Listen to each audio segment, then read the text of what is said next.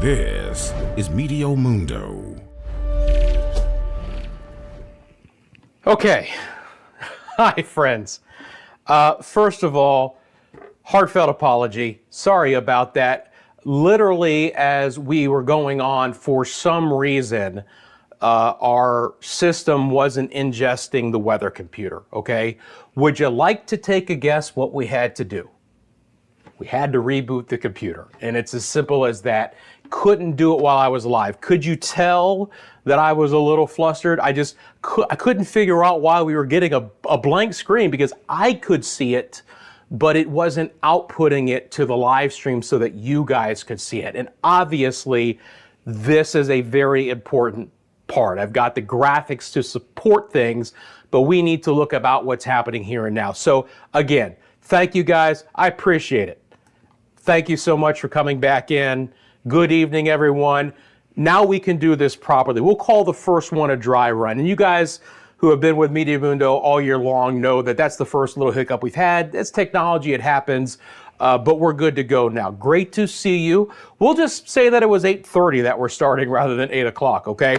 So again, Rusty McCranie with you here at Meteo Mundo. We're tracking Hurricane Helene. Now, obviously, we can talk about what's going on now.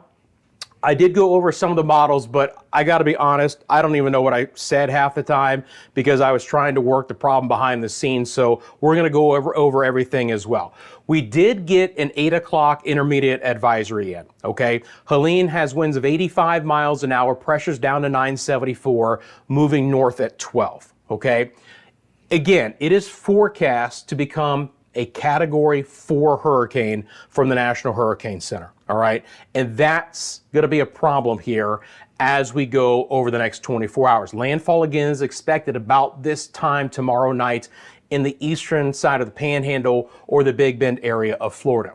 The numbers that you see are live wind gusts right now, okay? So let's talk about what's happening with Helene. Again, if you look at the top of your screen, I have all of the new information as of the 8 p.m. Eastern Daylight Time advisory. So it's right here, it's going to stay here.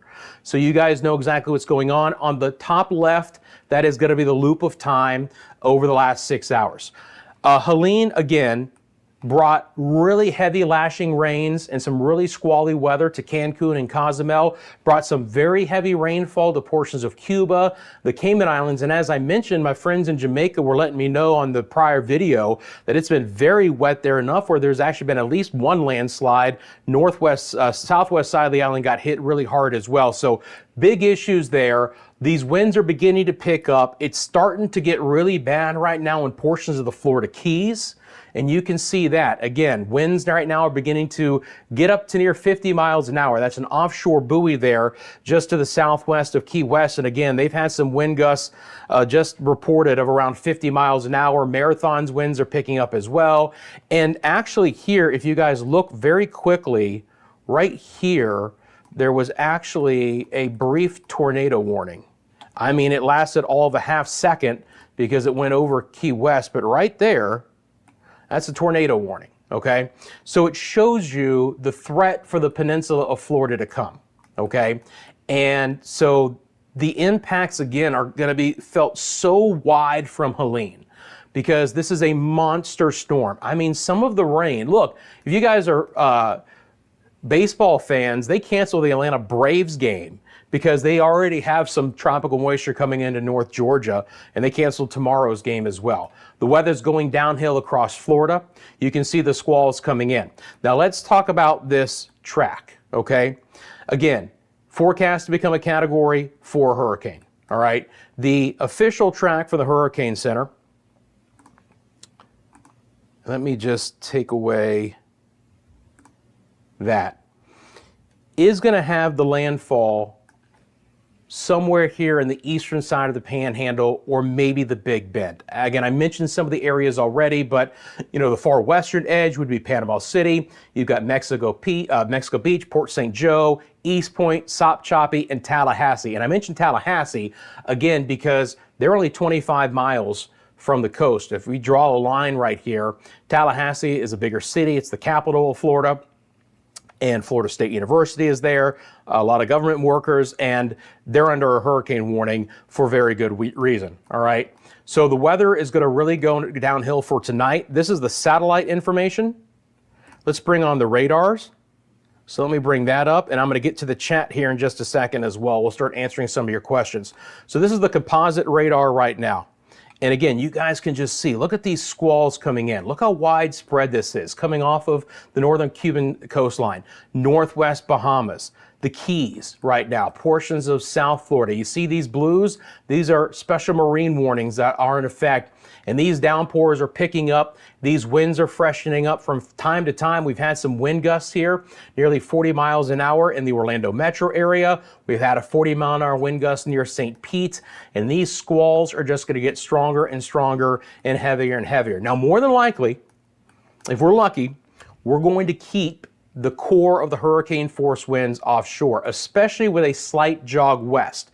But that being said, again, the winds are so expansive that we have tropical storm warnings in effect for everyone right now, okay? I'm going to bring those on for you guys so you can see them. I'm going to get to your chat right now.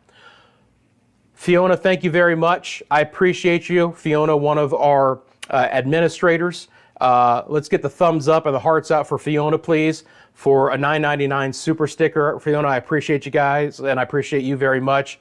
Thank you very much for your support of the channel. You're awesome, and I do appreciate you. Like and subscribe, as Fiona said as well. Appreciate you guys taking a second and hitting that like button for me right now as well. Yeah, your friend the reboot. That's it, man. It's so crazy. Oh, it was so bad, Connie. I just was like, what is going on here? Because literally, as the pre-roll was running right at 8 o'clock, everything was just fine. And then as soon as it started streaming, it just like, nope, want nothing to do with actually being able to show you guys things. So this is all of the watches and warnings that are currently in effect. Guys, look how deep into the southeast United States this gets, okay? Now, let's talk about in the short term.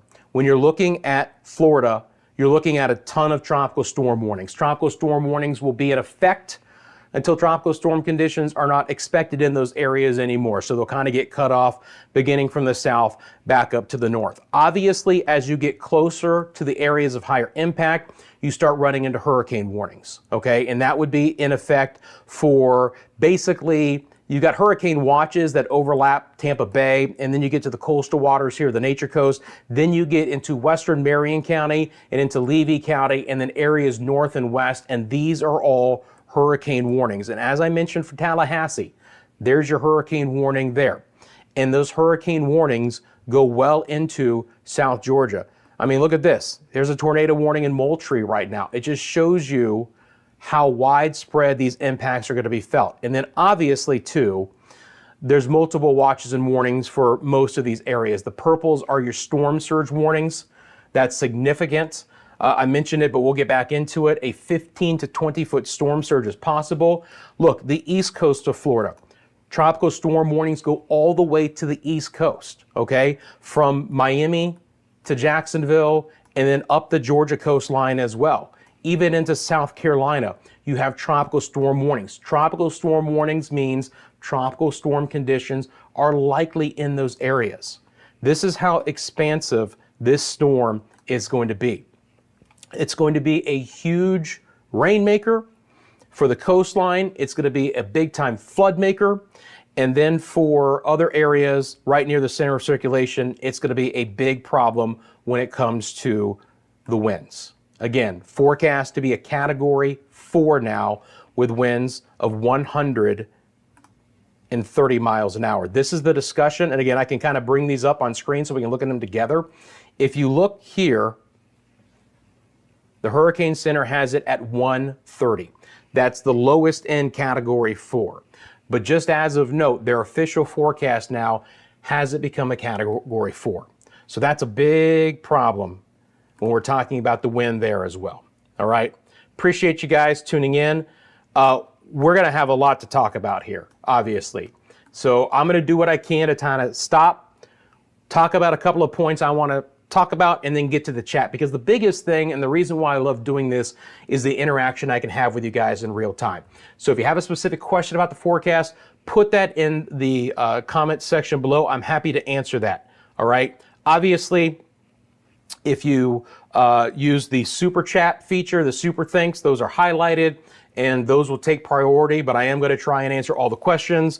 Members of Jesus family or Jesus family, I appreciate you from Lando Lakes. Thumbs up to Lando Lakes. Thank you very much for that. Let's get the thumbs up and the hearts out for them and for Fiona as well. And then I'll get over to your chat. Good evening, Kevin. How you doing? Calming from the Bahamas. How's the weather going on in Florida right now? Well, of course, I live in Central Florida, under the tropical storm warning as everyone is. Freshening winds for sure. We're getting the squalls moving in right now. Those are going to really set in overnight. And by the time everyone wakes up tomorrow morning, we're going to be in some consistent 30, 35 mile an hour winds, gusts 50 to maybe 60 miles an hour. It is dependent on where you live. Obviously, the coastline of the West Coast is going to be the ones with the strongest winds more persistently, the really steady tropical storm force winds. Right now, hoping that we keep the hurricane force winds just offshore, but it is plausible that some of the strong winds approaching hurricane strength do brush the coastline from time to time. And then obviously the other big story is going to be the potential for the storm surge as well. Factory Polo, yeah, I appreciate it. Thanks, man. Thanks, Connie, for coming back as well. The old reboot, yeah, it happens sometimes. Just caught me off guard there as quickly as it happened. You're welcome. Fiona says still dry in Altamont Springs, which is an area in the Orlando metro area. And again, you can just see the squalls are still very spotty, but you'll see from time to time these areas of yellow and these polygons come up here as I loop this up. Those are what we call special weather statements. And again, I love this computer system that we have, man, because I've got access to everything, man. Everything in real time. If we want to talk about this particular thing, I just hit a button here, and the next thing you know, it pops up. It's a special weather statement issued at 6:30 and includes Daytona Beach. So you want to talk about being able to do some live nowcasting. This system is fantastic, which is why I love it for the live streams. Again, all the numbers are wind gusts in miles an hour. You have the live lightning data on here as well. So you guys are going to get a really good idea of what's going on in the here and the now. And you see those winds really freshening up near Key West as well. Tom from Crystal River, you got it, buddy. Best to you and Ingrid as well. Old dear friend of mine as well. So hope you guys are doing well. Crystal River, Citrus County along the coastline, one of the areas that could have some significant water inundation. And yes, that is my hometown. Homosassa Springs is a part of it here. Nature Coast, love it. Grew up right on the water. But this was a problem for these areas. And it's the entire West Coast. Look, this is a bad storm when it comes to storm surge. The orientation of how it's tracking, the winds that are going to be coming with it, which are going to be south to eventually southwest, and we'll look at those as well. And then just the enormity of what Helene is. It's all bad news as far as higher end probabilities. Again, the National Weather Service office in Tallahassee, and I know I'm repeating myself some, but now my thoughts are more gathered and coordinated. When they were talking about the storm surge for the Appalachia Bay area, they used the words unsurvivable. Okay, 10, 15, 20-foot storm surge, unsurvivable kind of storm surge. They're trying to make sure that they understand, that people understand how bad it's going to be up here as Helene moves in. Now, is there still some wiggle room to where this will ultimately track? Some. But you notice how narrow the cone of uncertainty is from the National Hurricane Center, right? We have that upper level cutoff low to the north and to the west. We have our area of high pressure off to the east. There's not a lot in the way to steer this too much farther west or east. It looks like the racetrack is set, and only subtle changes in that forecast are more than likely going to happen. We can't rule anything out. I think it's going to be hard for it to try and go farther west. Even though the models have shifted farther west, I think we've gotten to about the far western point of this. I don't expect it to say, try and get the Pensacola, okay? But I think if anything, it might come back to the east towards the Big Bend. But remember, the biggest issues with these hurricanes are along the center track and then to the east of the center as well. So structurally speaking, Helene has gotten rid of all the dry air that was in play yesterday that limited the development in the Northwest Caribbean. Once that upper level trough got moved to the west, that dry air got sucked in, got spent back out, and now it's basically full systems go, okay? Winds are 85 miles an hour right now, but again, the forecast is for this to become a Category 4 hurricane as we get into tomorrow afternoon. And by tomorrow morning, it's forecast to already be a Category 3. So this is some huge problems here, guys. Salmon shorts tomorrow, it's possible. Chris, appreciate you being a member. Thank you so much. Let's get the hearts out for Chris as well. And again, that's the join button, 99 cents a month here at Meteo Mundo. You get, you'll see that Chris now has a custom badge. It says new. For those who are more than 1 month members, you guys will get your monthly badges. You have access to custom badges and emojis. It's just a really simple way to support us here at Meteo Mundo. It's why it's 99 cents a month. It's just a very little thank you, but it's significant because it really does help out the channel. So thank you for finding those memberships. Thank you for the super chats as well. Sean has one. Edmonton, Canada.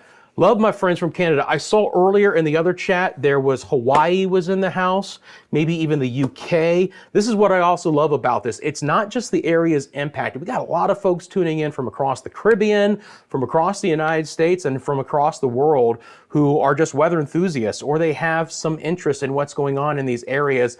And that's what we can do here at Meteo Mundo, is bring you all together and have this conversation. Appreciate you, Sean. Thank you, Chris. Chris coming back, being a subscriber. Kimberly says 8 Mile Rock, heavy rains here. So yeah, the Bahamas and Jamaica, it's all kind of getting whipped up right now from time to time. Let's do this. Let's go over some of the model data, and then we'll go back over some of those graphics that I went to. Actually, I think the best thing to do, since we just started a new stream, is to get into some of the other graphics. So let's do that. Let me go here. This time it's going to work.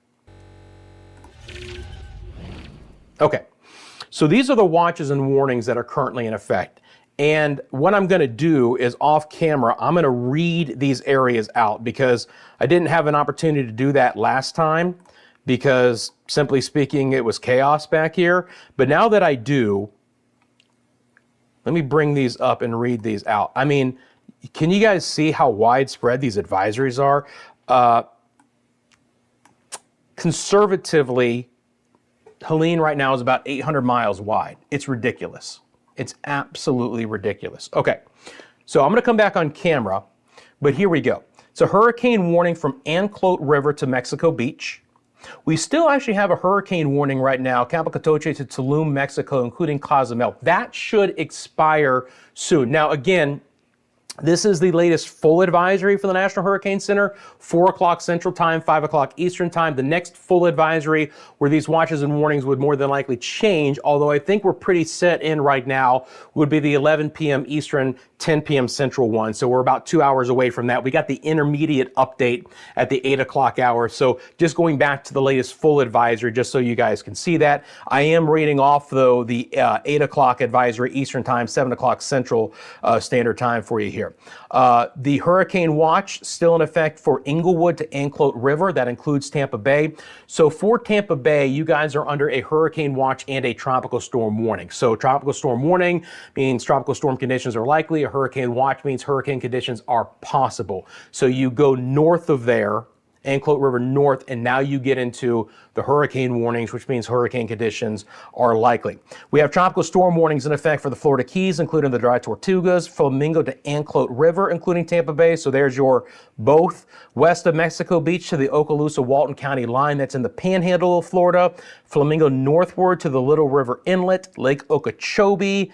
Then you have Rio Lagartos to Cabo Cotoche, Mexico, some of the Cuban provinces as well, but those should be allowed to expire. But again, all the way up the coastline here to South Carolina, you now have tropical storm warnings. It's an expansive storm, hundreds of miles wide, going to be a big problem for a lot of different reasons. The other big story, of course, and this is a big one, is the storm surge. Grab a drink of water while we talk about this. Friends, these are catastrophic numbers. It's as simple as that.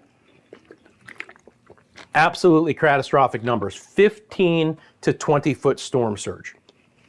15 to 20 foot storm surge. It's hard to even imagine. It's 2 stories high, okay? And that's a big area, right? From Carabel all the way to the Suwannee River. It encompasses Appalachia Bay and a lot of the Big Bend as you get back down towards Cedar Key. Then you still have a 10 to 15 foot storm surge possible down to Chassahowiska, and then Anclote River 8 to 12, 5 to 8 in Tampa Bay. 5 to 8 foot storm surge in Tampa Bay. And the problem is, some areas will be lucky because they'll be under low tide cycles. Others will be right in the middle, and others will have the high tide cycle where the water will just add on to this. But even down towards Fort Myers and Charlotte Harbor, 3 to 5 feet, then 1 to 3 for the Florida Keys and Dry Tortugas. And yes, with a little bit of overwash expected in the northeast side of Florida, coastal Georgia and South Carolina. It's a 1 to 3 foot storm surge from the Flagler Volusia County line. That's basically Daytona Beach, Palm Coast area, if you know the east coast of Florida, up to the South Santee River in South Carolina. 1 to 3 foot storm surge well away from the actual center of circulation. One of the other big issues, as I mentioned again, is the wave heights. When I take myself off camera, if you look in the bottom right-hand side of your screen, that is the maximum wave height on this map. Now, I want to be clear. This is not the wave expected to come on shore. You notice it gets cut off here, but they are expecting in the open waters of the Northeast Gulf, not too far away from the Big Bend, to have some 30-foot wave heights with Helene.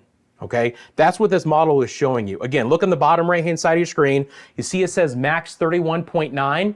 This is kind of late tomorrow afternoon into the early evening hours here. This would be 11 minus 4. This would be 7 o'clock. 30-foot waves out there. And again, my weather computer can actually look at those buoys in real time. I don't know if those buoys will be sticking around in 30-foot waves. We'll see. But I'll be able to show them to you if we do. So again, the rain is another threat. It was really squally and nasty in the Yucatan today. Saw some of the video out of there. It looks like things held up okay. I think there's going to be some beach erosion around Cancun and Cozumel, squally weather. I think, though, they got out of there all right. Cayman Islands got inundated with water. And again, my friends in Jamaica were talking about some of the heaviest rain that came today. The official forecast is 4 to 8 inches of rain in some of these areas in the Northeast Caribbean. Considerable flood threat up to a foot of rain for the Southeast United States. It's 5 to 10 inches, locally up to 15. Flash and urban flooding, river flooding well inland from where Helene moves on shore. And then for my friends in the central and northern Bahamas, some of you already talked about some of the squally weather moving in. You're going to get lashed. The rain overall is going to be about 2 to 4 inches, could be locally higher. Not too concerned about the flood threat there overall. Got to watch out for some water spouts. And obviously, sea conditions are going to be kicked up. Seas, even around some of the sheltered areas, could be approaching 8 feet, but could be higher in a couple of the offshore areas exposed to the Atlantic there on portions of the Bahamas. So before I go over to the other models that I already showed you guys, let's get back to the weather computer here and then get into some of the high resolution models here. So let me bring up the HWRF model, and I'm going to be looking at y'all's questions too, I promise. I think the easiest way for me to do this is to go out here and then zoom in. And again, I appreciate you guys coming with me here. First of all, I'm on because this is a very serious situation. It's very important for those who are in the path of this storm to get good information. It's obviously on you guys to heed the warnings from your local officials as far as any evacuation orders or anything like that. We can obviously talk about what we expect to happen, but if you are in the direct path of Helene, I urge you to take this as seriously as you possibly can, okay? This is the HER model. It's the high resolution rapid refresh. You notice it does cut off here. That's okay. Obviously, again, this is in the open waters here at 8 o'clock this evening. But let's talk about the evolution of the storm tomorrow. Now, the HER model drives it basically right up this center line from the hurricane center, and you can kind of see that. Obviously, on the eastern side, we're going to have some pretty darn squally weather. I want you to note here, too, that when I bring on this spatial tool and I draw out from the center, just from the center, look at some of these squalls that are over 550 miles away from just the center, okay? All right? If we look at the entire storm, if I go from the far western side of the storm here all the way out, and this is just model, because it's actually slightly larger than this already. It's more than 700 miles wide. Again, Helene will be in the top 10% for size of a major hurricane in recorded history, all right? Hurricane Center has mentioned that. This is why the impacts are going to be so expansive. It's just the sheer size of Helene. Of course, obviously near the center, the winds are going to be the strongest there compared to areas a couple hundred miles off to the east, but they're going to get some tropical storm conditions on the east side of Florida out of Helene as well, all right? So let's slow this up and talk about the situation. As we hit daybreak tomorrow, Helene will basically be due east of kind of the Marco Cape Coral area there, south of Fort Myers towards Naples. Again, on the HRRR model, it slides right up that envelope. You'll start to see these feeder bands working their way on shore. Now, for interior Florida, we're going to have these waves of rain coming in. There will be some inherent rotation with those. So there's going to be the opportunity for an isolated tornado threat. I'll be monitoring that. If you guys look in the description, you'll see that I have a second channel called Central Florida Weather Live. The plan is that early in the day tomorrow, as Helene continues to track up to the north, I'll probably be live on that channel. If you guys, again, look in the description of this live stream, you'll see the link to that channel. If you guys would like to subscribe to that, that's more than likely I'll be on live early in the day. And then as Helene gets closer to making landfall, again, more than likely Eastern Panhandle towards the Big Bend, I'll jump on Meteo Mundo and we'll be live here covering the landfall of Helene. So it's going to be a busy day, but it's going to be a very active day. So these squalls will be coming in.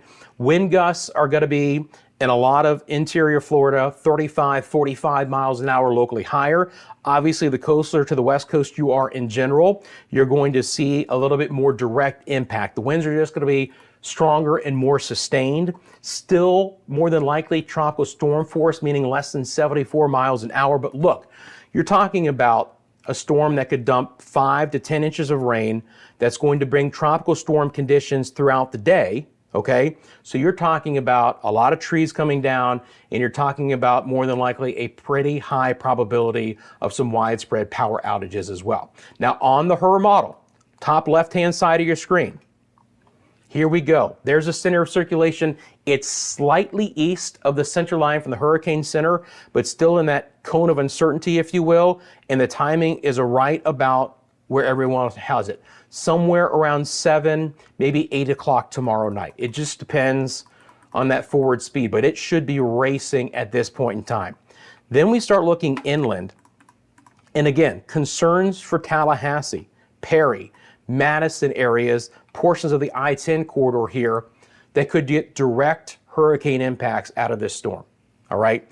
And especially if it comes on shore either as a Cat 3 or low-end Cat 4. Again, if we use our spatial tool and we say, here's Tallahassee and here's the coastline, I mean, we're less than 25 miles, South Tallahassee to the coast. If it's moving around 20 miles an hour-ish, nothing is going to slow it down and stop it from bringing high-end hurricane conditions to the I-10 corridor. It's just simply not enough time. And that's why these hurricane warnings go all the way up, and I mean all the way up to near Macon, Georgia. Most of southwest Georgia will more than likely experience hurricane conditions late tomorrow night as Helene comes through. All right? And the rain is going to be extremely widespread. Look at all of this rain. Should bend back north and west into the Tennessee Valley, slow up, and be a huge rainmaker inland to cause some widespread inland flooding, river flooding, some of the worst weather and the most lives that are lost with landfalling hurricanes in the United States is inland river flooding. It's not the wind, it's not the storm surge. Folks are generally smart enough to get out of those areas. But you have a lot of folks who live inland who don't expect to be directly impacted by a storm like this, and guess what happens? They get caught with some high water, and it's a big problem. All right, let me get back over to the chat, and we'll get going here, guys. You all talking about the surge, going to be I agree with that. It's going to be really bad. Helene, as we speak. Okay, great question. Let's go back out here. Here's Helene. It's located, and we'll draw a line again. It's somewhere just over 300 miles from Key West. So here's the center of circulation right here. There's Key West, and it's about 327 miles, the center, to the southwest of Key West. But remember, again, look how expansive this storm is, guys. And do you see these rings? This is the weather computer algorithm, if you will, painting on the rings of tropical storm force winds. Those are the areas that you see in blue. Let me just take off the satellite data so you can see that. The areas in blue, tropical storm force winds. That's going to encompass, again, most of Florida. The purples are winds over 50 knots, which is basically high-end tropical storm force conditions, and the purple are your hurricane force winds. Obviously, again, the center line is far enough away where we're going to try and keep, if we just draw from kind of the center here to Tampa, we're 140 miles out. Should not have hurricane force winds 140 miles east of the center, okay? As a matter of fact, we can look at the latest discussion from the Hurricane Center for that. So if we view the advisory, and we go back up here,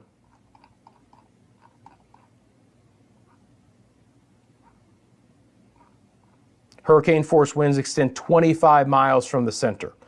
But look at this. Tropical storm force winds extend 345 miles. I can't reiterate enough how big this storm is. Sure, the Cat 3, maybe Cat 4 winds are going to stay in a pretty small area and hopefully, again, impact as little people as possible. But the tropical storm conditions are going to be just so widespread. Abby from Houston, how you doing? Miguel wants to know about Orlando. Just covered it pretty well, I think, Miguel, but again, I'm expecting tropical storm conditions in Orlando beginning tomorrow morning and then throughout the day on Thursday. Again, tropical storm warnings are in effect for all of Central Florida. Generally speaking, I think it's about 35 to 45 mile an hour winds, but probably some gusts above 50 to 55, maybe even 60 from time to time. Could be some higher end tropical storm force gusts. I know that the school districts are closed in Central Florida. The school districts are closed through most of Florida, at least for tomorrow, if not even on Friday.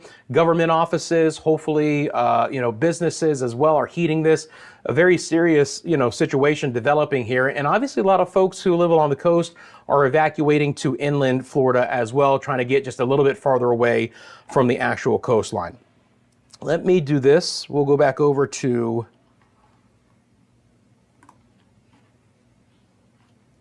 I'm going to go back over some of these models here, guys.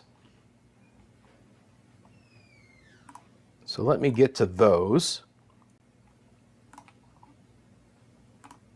Yeah, I'm going to bring this up. Oops, sorry about that. Here we go. All right. So let's talk about these models, and then we'll answer more questions. Again, this is the HWRF model. Showed you this earlier, but I wasn't quite sure what I was saying. So the HWRF model, if you look at this in time, landfall is tomorrow night. Time frames on the top right-hand side of your screen. 0Z Friday is 8 o'clock tomorrow evening. We're 4 hours behind daylight time. The track, very much in the center line with the Hurricane Center, right? Eastern Panhandle, western side of the Big Bend. Bottom right-hand side of your screen, maximum sustained winds, not in gusts, sustained winds. This would be a Cat 4 on the HWRF model, but stronger than what the Hurricane Center has. Hurricane Center has 130. The HWRF model has more like 145. All right, so that's one of the models. Let's check out the next one, which is the HAFS-A. These are high-resolution models that we use in these kinds of scenarios. They're tropically based. A lot goes into them, including some of the storm, Hurricane Hunter reconnaissance aircraft data. The intensity can be all over the place with these, meaning that sometimes they can be very widespread. These are all fairly intense. This is the most intense. Bottom right-hand side of your screen, this would be brush in Category 5 strength for at least for a time. Potentially we try and weaken this just a little bit. If you notice again, the time frame is about the same. The landfall point is about the same as well. As I've mentioned, I am more confident in the overall path being more than likely within a 10 to 15 mile radius of where we're looking at right now. There could certainly be a little bit more play in the actual intensity, because as these storms rapidly intensify, the models actually have a very tough time keeping up with them. And sometimes they actually end up underdoing them. And obviously that's a problem if that's the case as well, right? They end up underdoing them. Let's go over to the next one. Hopefully this button will work. Nope. All right. No problem. I can bring it up right here. This is the HMON. This is just one more model. Just showing you guys all the solutions. I want you guys to be as informed as you possibly can when you go to bed tonight. HMON model, slightly slower in time, slightly slower, more than likely like a 10 o'clock, 11 o'clock landfall rather than 7 or 8 o'clock, but still very close in line with this. And the intensity, bottom right-hand side of your screen, max winds as we go through time. Again, Cat 4. Hopefully a little bit weaker, but man, it's a Cat 3, Cat 4 moving through those areas, okay? So that's the latest on the models. Let me get back over here. Okay. So, to the live chat I go. Let me know what's going on. Let me get back up here. I know some of our friends of the Bahamas talking about Dorian, and I can understand. Storm surge does not include wave heights. Absolutely. It's just the wall of water that the hurricane is going to bring. The tide cycles are part of the equation as well. You hope and pray that you have the storm passing you on a low tide cycle, but that doesn't necessarily mean it's going to come into play. And obviously on a high tide cycle, it's going to be a problem. I'm going to show you the wind vectors coming up as well. It's a great reminder for me.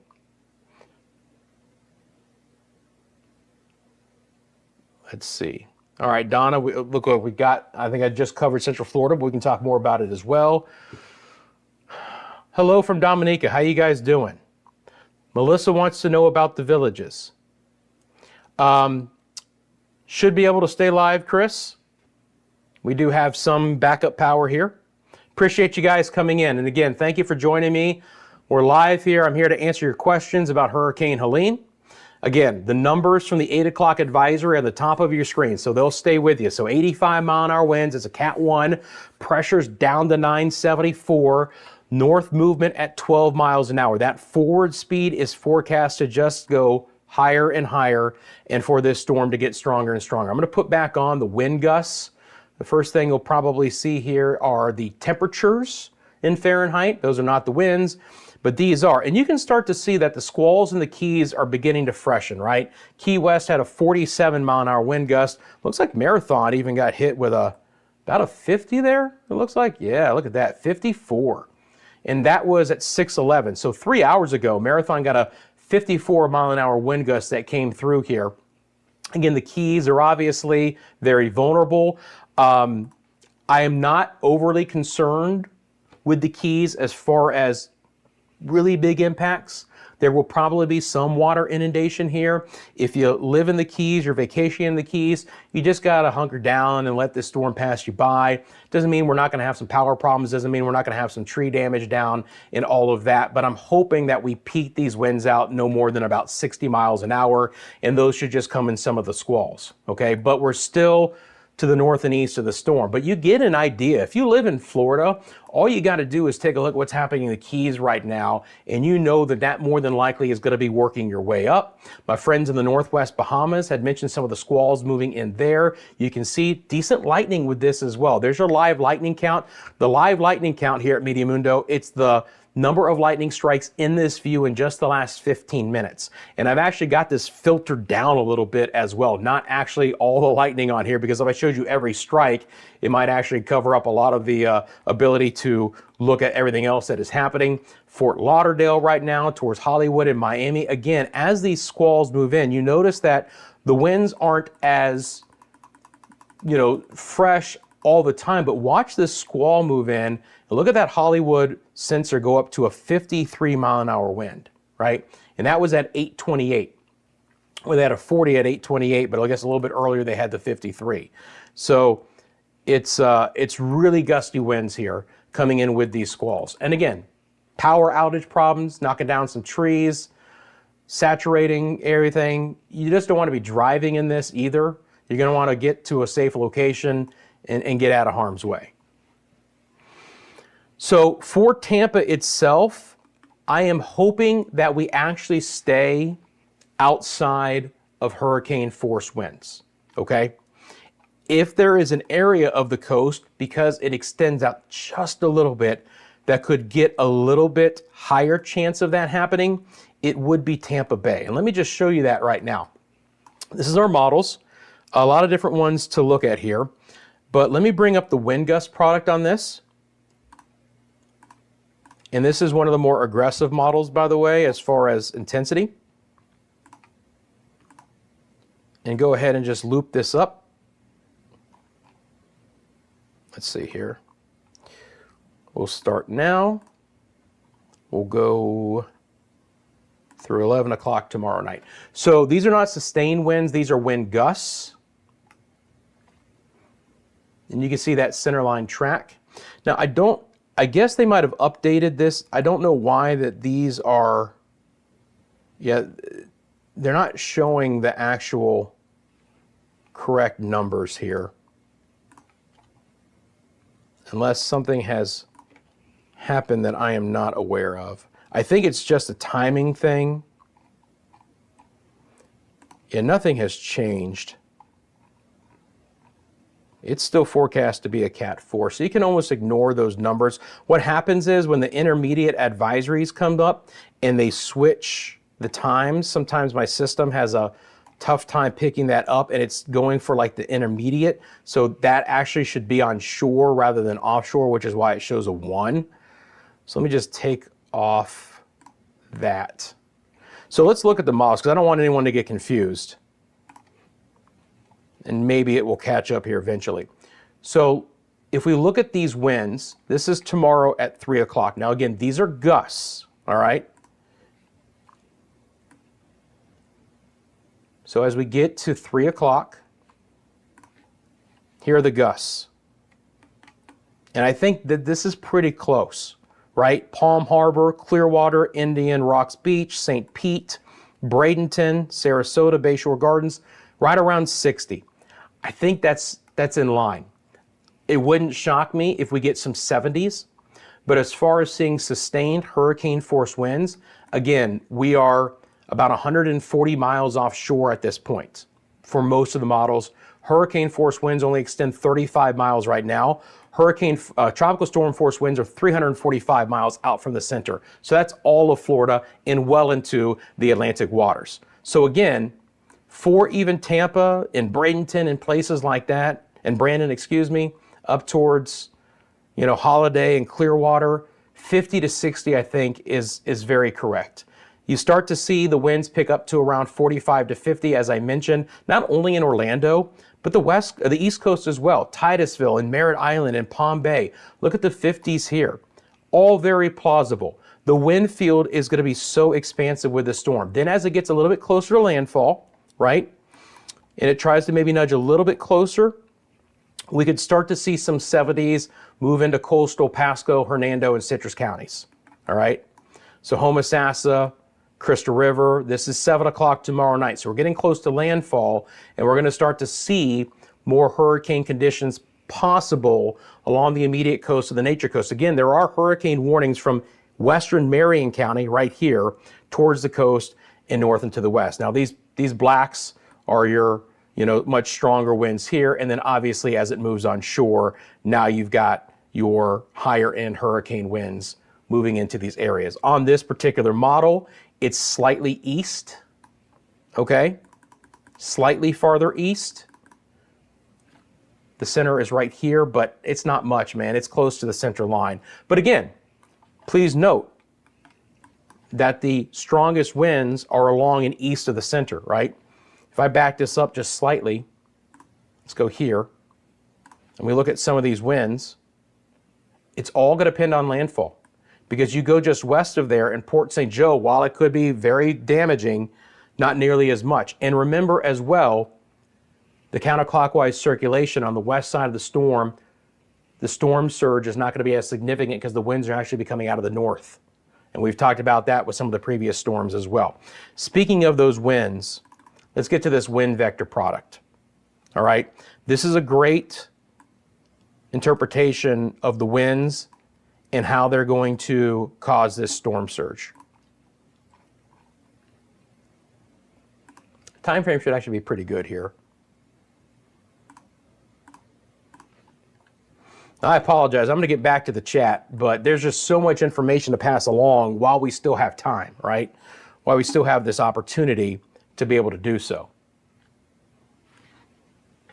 So again, this is the GFS model. These are the winds associated with Helene, and they're just what we call vectors, meaning it's just going to show you the direction of the wind.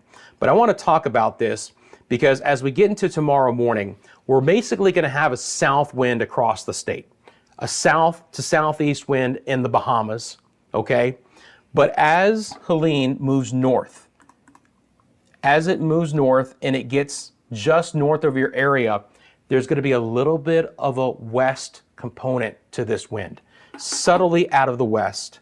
But the problem with that, guys, is that now, look at the orientation of Charlotte Bay.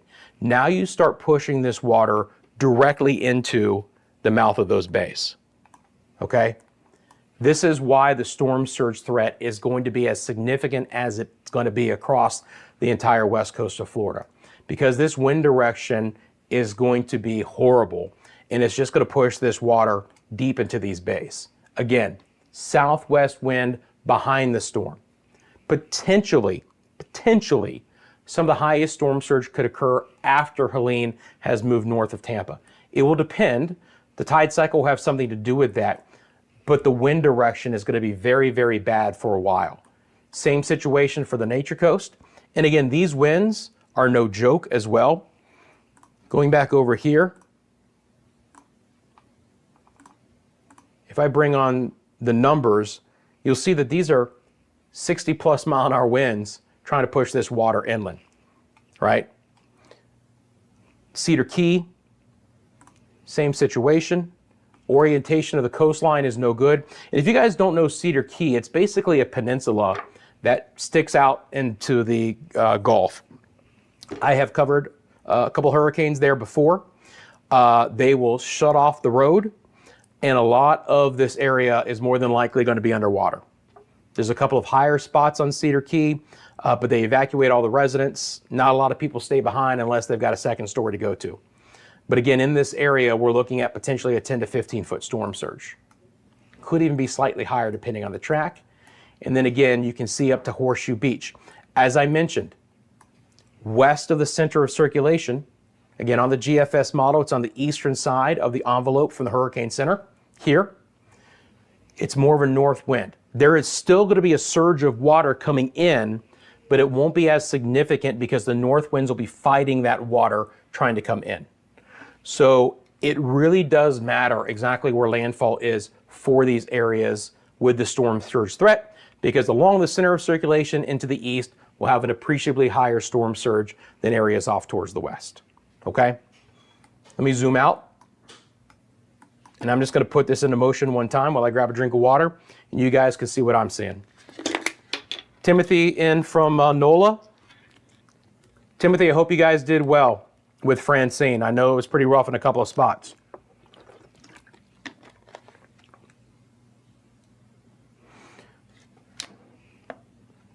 Again, appreciate the like button, guys. Thank you very much.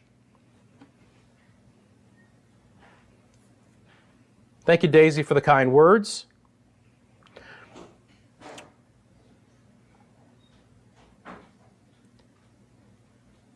It is going right now at 12 miles an hour. All the new information from the 8 o'clock advisory is situated on the top side of your screen. So 85 mile an hour winds, pressure's down to 974. It's getting strong in a hurry, okay? And again, the Hurricane Center, they don't play around, man. I mean, like, if I bring up, let's do this, just go back over to the wide shot here. I can, again, bring up these advisories.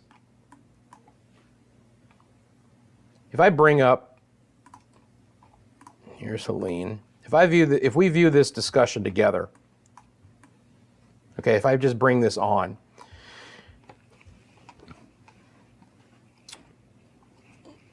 take a look at this paragraph. The environment appears primed for significant strengthening while Helene moves over this across the Gulf of Mexico.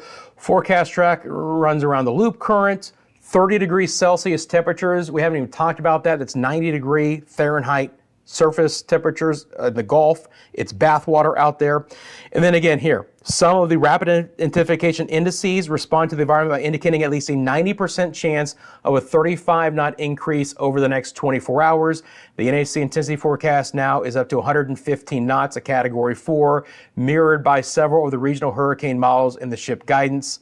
It's noted that additional strengthening is possible beyond 24 hours before Helene makes landfall Thursday evening. You know, there's not a lot of playing around here with this, guys. They don't use a lot of that wording very often. Sadly, they've had to use it more often in the last 5 years. Beryl obviously comes to mind as a storm where they talked about this rapid intensification and you know, the indices that they use for that. So the bottom line is, within a 24-hour period, we could have a storm that grows by 40 to 45 miles an hour. So if we're looking at an 85 mile an hour storm right now, that's where you get the 130, the 45 mile an hour strengthening in a 24-hour time frame. And that was as of 5 o'clock. So they're expecting it to be at least 130 by about 5 o'clock tomorrow Eastern time, 4 o'clock Central time. So there you go. Sherry, how you doing? Prayers for Kings Bay. Sherry and I are old friends as well. Appreciate you tuning in. And our friends in Crystal River and the rest of Citrus County and all the West Coast, our thoughts are out with you guys for sure. Absolutely. For anyone who wants to support, and I really do appreciate it, the Venmo and the PayPal links are in the description. If you just look at the bottom of the screen there, you'll see that. Also, you'll see the link to our other channel, Central Florida Weather Live. Now, again, if you guys are Meteo Mundo subscribers, I really appreciate that. If you haven't subscribed, please do so right now and help to support the channel in these live streams like that. Obviously, we forecast for the Caribbean and the Bahamas. I also forecast for any tropical system in the Atlantic, the Gulf of Mexico, and the Caribbean. We do these live streams and go live during landfall as well. A couple of programming notes. More than likely for tomorrow during the day, I will actually be on our sister channel, Central Florida Weather Live, covering live the storms that'll be moving over Florida, okay? So if you would like to follow me there, you can find that link in the description for Central Florida Weather Live. It's our sister channel. I only go on live there when we have some significant weather in Central Florida. So I'll more than likely be covering the rowdy weather, the potential for some tornadic activity, and just what's going on across Florida on that channel the majority of the morning and the early afternoon hours of our Thursday. Then as we get closer to landfall tomorrow, back on Meteo Mundo to cover that landfall here for you guys. And again, more than likely the Eastern Panhandle or portions of the Big Bend, Appalachia Bay area. So that's more than likely how that's going to play out. But if you're subscribers to both channels, you have the notifications on, then you just know when I'm live on either channel. And as I tell my friends who are subscribers to Central Florida Weather Live, you're never going to be inundated with alerts or with notifications because I'm only on when there's something to talk about. So if you get a notification from me, at least you know that you might want to tune in. So check that out. Panama City in the house.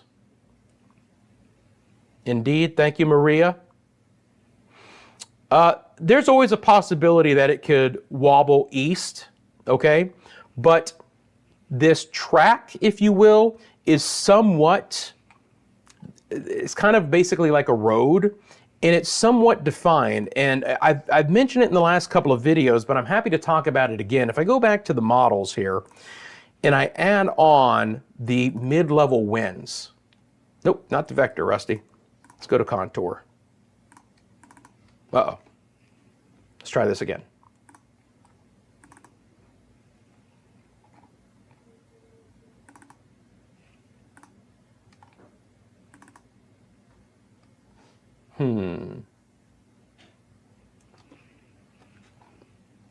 Now I'm confused. Let's try this again. Reflectivity. No. All right. Different model. There we go. Reflectivity. Contour. Thank you. Sometimes you just have to ask nice, right? With any computer system. This thing does some phenomenal things. Every so often it says, Rusty, you're asking me to do too much. Easy, buddy.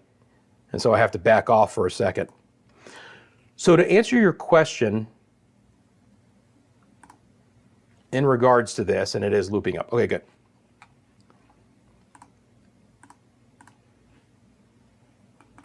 Now, I don't know why we have these arrows on here, though. It's like giving me additional things I didn't even ask for.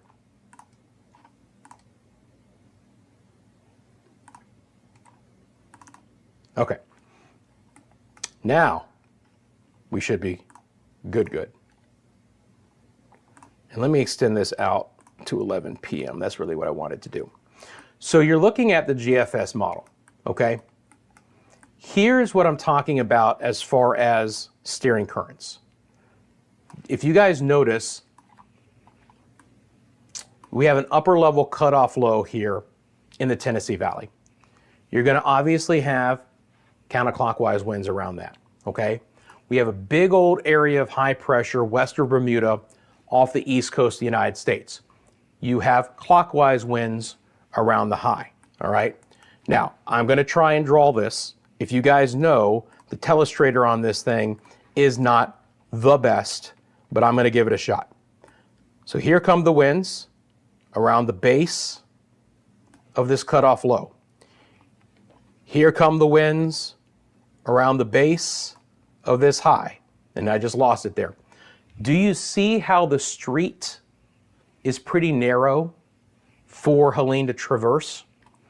I don't think it has much of a wiggle room much farther west. I know that the shift has been slightly west of the last 24 hours, but I don't know how much more because it can't butt up against that upper high, which, by the way, the models have pushed slightly to the east compared to the last day or two. You can see it even sinking down as Helene comes in. So it's going to even influence Helene a little bit more. This area of high pressure is strong, it's expansive, and it's not going to allow Helene to go too much farther east. So it has to basically take this track in between. It has to come up some way in between those two. And that's the overall steering currents. And there's really not enough time because we're just talking about 24 hours from now, right? There's not enough time for a lot of this to really change much more. I don't think we're going to have a huge track change, guys. I just don't see it. You can never say for certain. Look, this is forecasting. It's hurricanes. It's tropics. Things have gone, haywire before, things that we wouldn't expect. I absolutely, accept that. But talking just meteorologically, some of the things that I've been keeping an eye on, some of the discussions I've been reading, and just everything in general, doesn't look to be a huge opportunity because of those two big expansive features for this to get squirrely. The intensity is still a big question mark, relatively speaking. The rapid intensification is more than likely going to happen, but just exactly how strong it gets in 24 hours is yet to be seen. So I hope that answers your question, Factory Polo, that there's two big features, one to the north and to the west of Helene, and one to the east of Helene, which kind of has created a street or a road for Helene to track, and that's what the Hurricane Center is bringing right now. Let's go back over to the radar data, because again, we're live here right now. Drop off the satellite data. We'll take a look at the watches and warnings coming up as well. Again, all these rings are your forecast winds. Thanks for taking a second, guys, just to like this. Star, good night. Appreciate you. Rainbow and Coffee Springs, Alabama, how you doing? Timothy, talking about the power outages. Look, man, power outages is going to be a big issue here as well. Big time problem because of the overall winds, saturated ground, not a lot of really deep root structures in Florida as far as the trees go. We have some beautiful oaks, but they can take a pounding here with these storms. Again, this is your live data. Let me bring back on the main time frame here, left-hand side of your screen.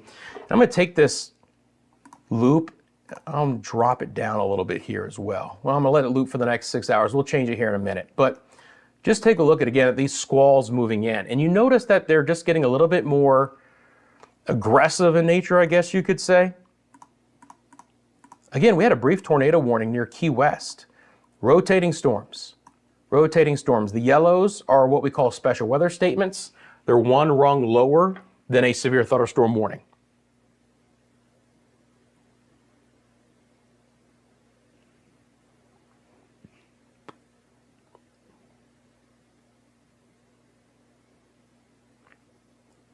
Yeah, welcome everyone. Appreciate you guys coming in. So Danny is saying Miami-Dade, the schools are still open. Little surprising to hear that, to be quite honest, Danny. You guys are under tropical storm warnings. I don't have information on that, so I'm going off of what you're saying, but it is going to be squally. I mean, look, Hollywood had an over 50-mile-an-hour wind gust. The biggest issue with tomorrow in the state of Florida is traveling. Being able to travel in sustained winds of 35 to 45 miles an hour with some higher gusts. That's going to be the biggest problem here. Tropical storm force conditions are going to be felt. So I hope that that's not the case, man. I hope that basically we've shut down the state for tomorrow and just let everyone shelter in place. It's just a smart thing if you have to.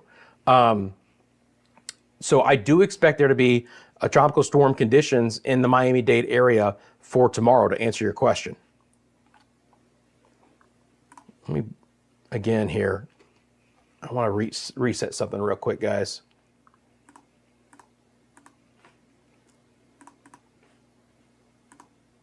All right, that allows me to do it. Now I can go back here. Let's bring back on these advisories.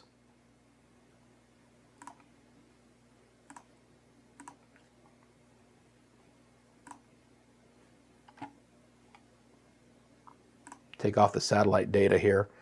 Yeah, I mean, if you look in the Miami area, you know, tropical storm warning, flood watch is in effect until Friday morning. I don't know, man. I mean, I hope that everyone can just stay sheltered. So I don't know why there would be school, but I don't make those calls, as they say. Maria says she has a friend who works in government in Tampa. She has to go to work as well. Again, you know,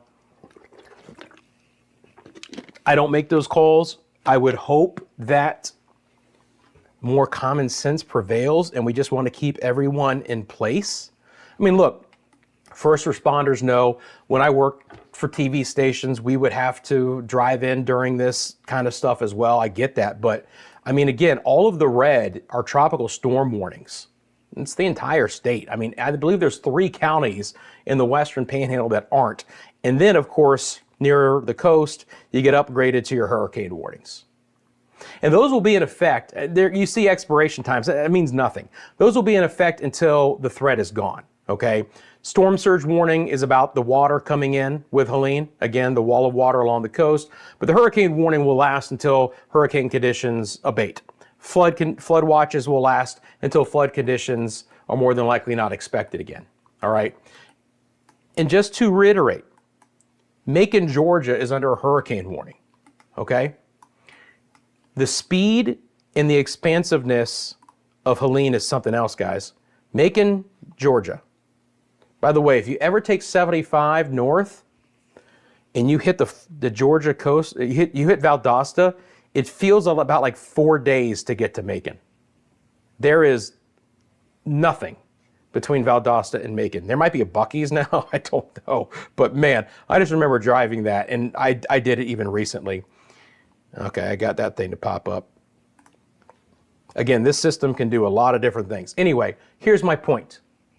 Macon's 220 miles inland. They're under a hurricane warning. 220 miles inland, Macon, Georgia, under a hurricane warning. Should give you guys an idea of how serious this storm is going to be for a lot of folks. The rain that's coming into Atlanta and portions of the southeast could be extremely significant. You got tropical storm warnings that go up to the Tennessee, Georgia border. All right. I mean, even out west, you have some small craft advisories for Grand Isle and New Orleans and coastal Mississippi and Biloxi and Mobile and places like that. But man, for my friends in the Northwest Bahamas, small craft advisory, small craft should exercise caution. Small craft should probably just stay in port. Check in with the Bahamas Department of Meteorology. I'll pass along any of the most important information. Last I saw, again, the forecast seas for tomorrow were up to around 8 to 9 feet. Again, certainly tomorrow, I wouldn't want to be out there.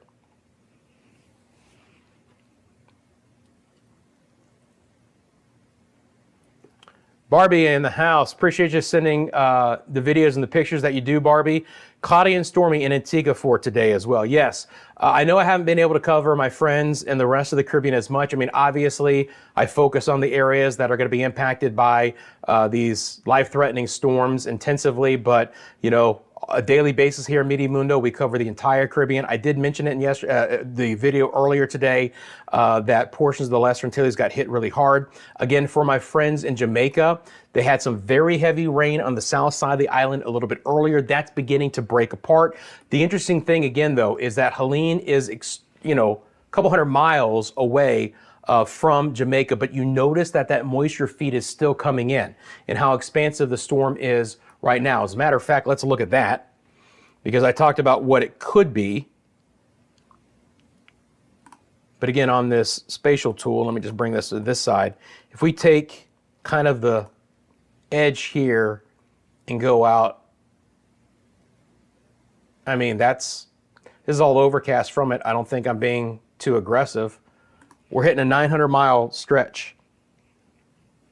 900 miles. This thing is huge. For as small as Francine and Debbie were earlier, Helene has just completely flipped it and is just a monster storm. Absolutely monster. Chad in the house, how you doing? Great to see you. Breeze and crew checking in. Chad sends us photos and videos as well as he's going up and down the Lesser Antilles. Appreciate all the photos and videos we've gotten recently as well. So thank you very much.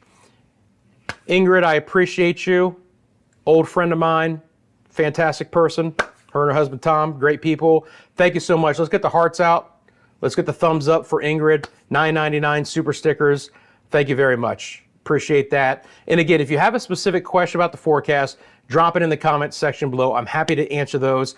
If you do use the super chat, the super thanks, the super sticker feature to help support the channel, those get highlighted on my screen. Again, I have a tablet just off screen, which is what I'm looking at, and those do take priority. I'm happy to answer those questions, or if you're just becoming a subscriber or a member, we'll welcome you as well, and thank you for your support that way as well. So thank you very much.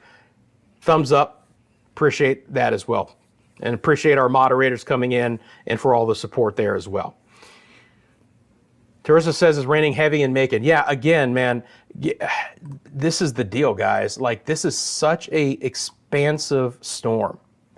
I know you're going to hear me talk your ears off about it, but I can't reiterate enough what's going on. Also, let's take a look at some of our live radar data. I mean, like, this is all the composite radar, but let's go over to some of our live radars as well. So here's the deal. If you guys join me, again, it's all dependent on what happens with the weather, but I'm anticipating I'll be on Central Florida Weather Live sometime tomorrow. If you join me there, and the link to subscribe to that channel is in the description below. I have access here on my weather computer. Let me get rid of this line. Sorry about that. to all of the radar sites here in the United States and Puerto Rico, all right? And with that ability, we can sit here and we can look at all of what's going on across the area. This is the live radar out of Melbourne, Florida, but it's not just reflectivity. When we start to get these storms coming in and they're rotating, I can switch over to this velocity mode and we can take a look at if there's any issues with any of these storms rotating and what we need to talk about with those storms, okay? So that's the live look out of the Melbourne radar. And when it becomes necessary, if I have to, and we need to switch over to other various radars, we can do that as well, all right? And if we need to access a different radar site, I just bring that up. We take a look at it. We were looking at the Key West radar earlier. I'll pop that on for you. This is the live Key West radar. Again, if you haven't ever seen this product before, reds are winds going away from the radar site, greens are going towards, so it's pretty simple, right? Let's do a little meteorology 101. Here's the radar. Green winds are going towards the radar because we have a south wind, right? Red winds are going away from the radar. So we have a south to southeast wind. We're literally picking up the winds here rather than the reflectivity or the rain on this radar. Now, the best thing that this can do, a couple of things. We can find pockets of very strong winds embedded within some of the squalls, but if the storms are rotating, I can keep an eye out for the tornadic threat as well, which is a big situation for potentially Florida for tomorrow. So we'll have that, and obviously I can tap into the Tallahassee radar. Here it is right now.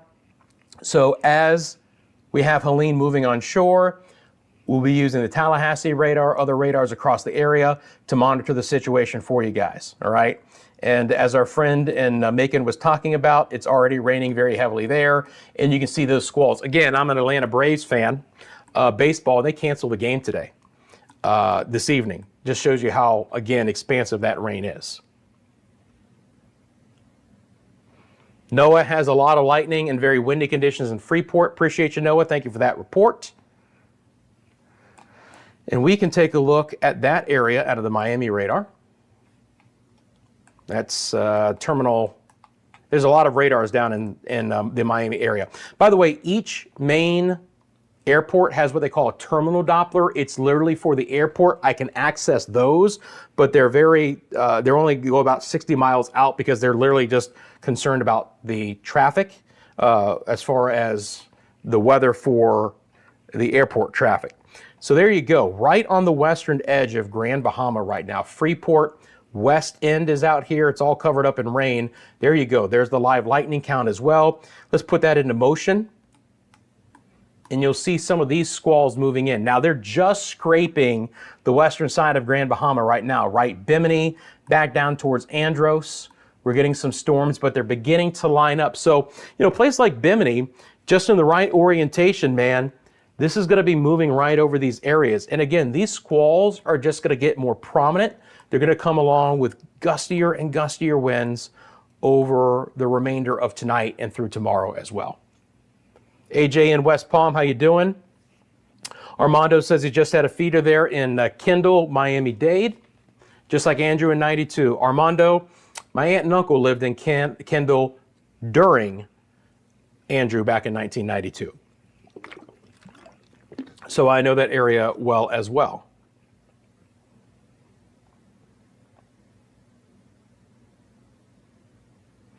Yeah, Matthew, it's a huge storm. Ernie says Miami-Dade is currently the only county in the entire state that has not canceled school for tomorrow.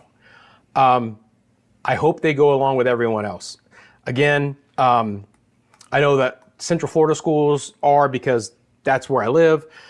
I've got 2 school-age kids. They're out of school for tomorrow. I just hope that any non-essential personnel can stay home for tomorrow, right? Obviously, there are some folks who have to do their jobs, and we appreciate them and the danger that they put themselves in going out in high-end tropical storm conditions. But I hope that if we don't need buses running, that, to be quite honest, common sense prevails and we don't do that. You know, the Northeast, most of the northern United States have snow days. We got the hurricane days here in Florida and other Southeast areas that we can burn as well. Matthew wants to know what the weather's going to be like in eastern North Carolina. So again, we do have tropical storm warnings up the South Carolina coastline. I expect you guys to continue to get some theater bands coming in. I don't expect there to be probably enough overall where we have widespread heavier rain to cause flood issues for the eastern side of North Carolina, and that's from Kitty Hawk and Kill Devil Hills, love OBX by the way, all the way back down towards Wilmington. Surf and sea conditions will be kicked up a little bit as well. They're going to be churned up coming in, so there's no doubt about that. Wall Street Viking in the house. Let's get the thumbs up. Let's get the hearts out for Wall Street Viking. What is the line that goes down the left side of the cone with Cat 1 in Panama City? That is the track from the Hurricane Center, but my computer, I think, is messing it up because of the intermediate advisory. And I apologize because I have these on presets.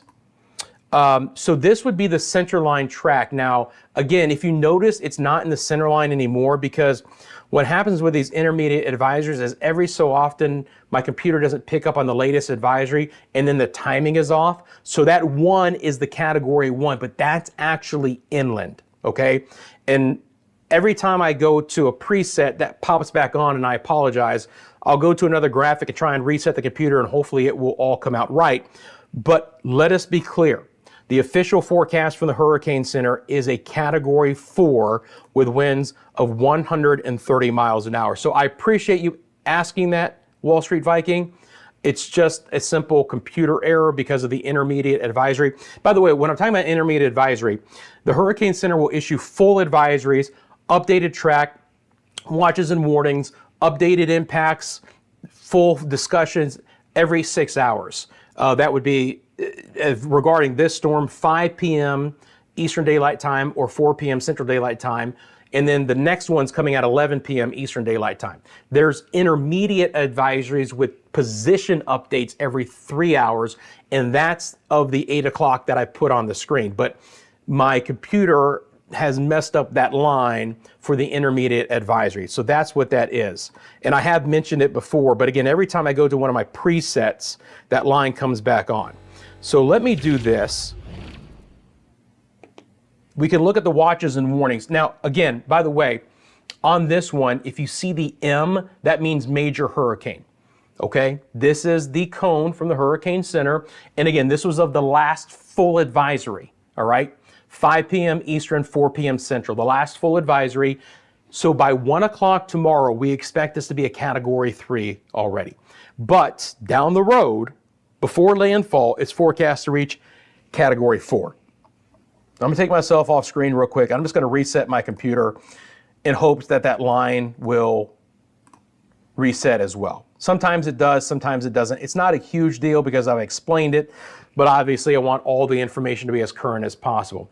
My system updates in real time with everything, and with all these different layers, sometimes something gets a little bit screwed up, but that's exactly what that is. And I appreciate you for asking that question.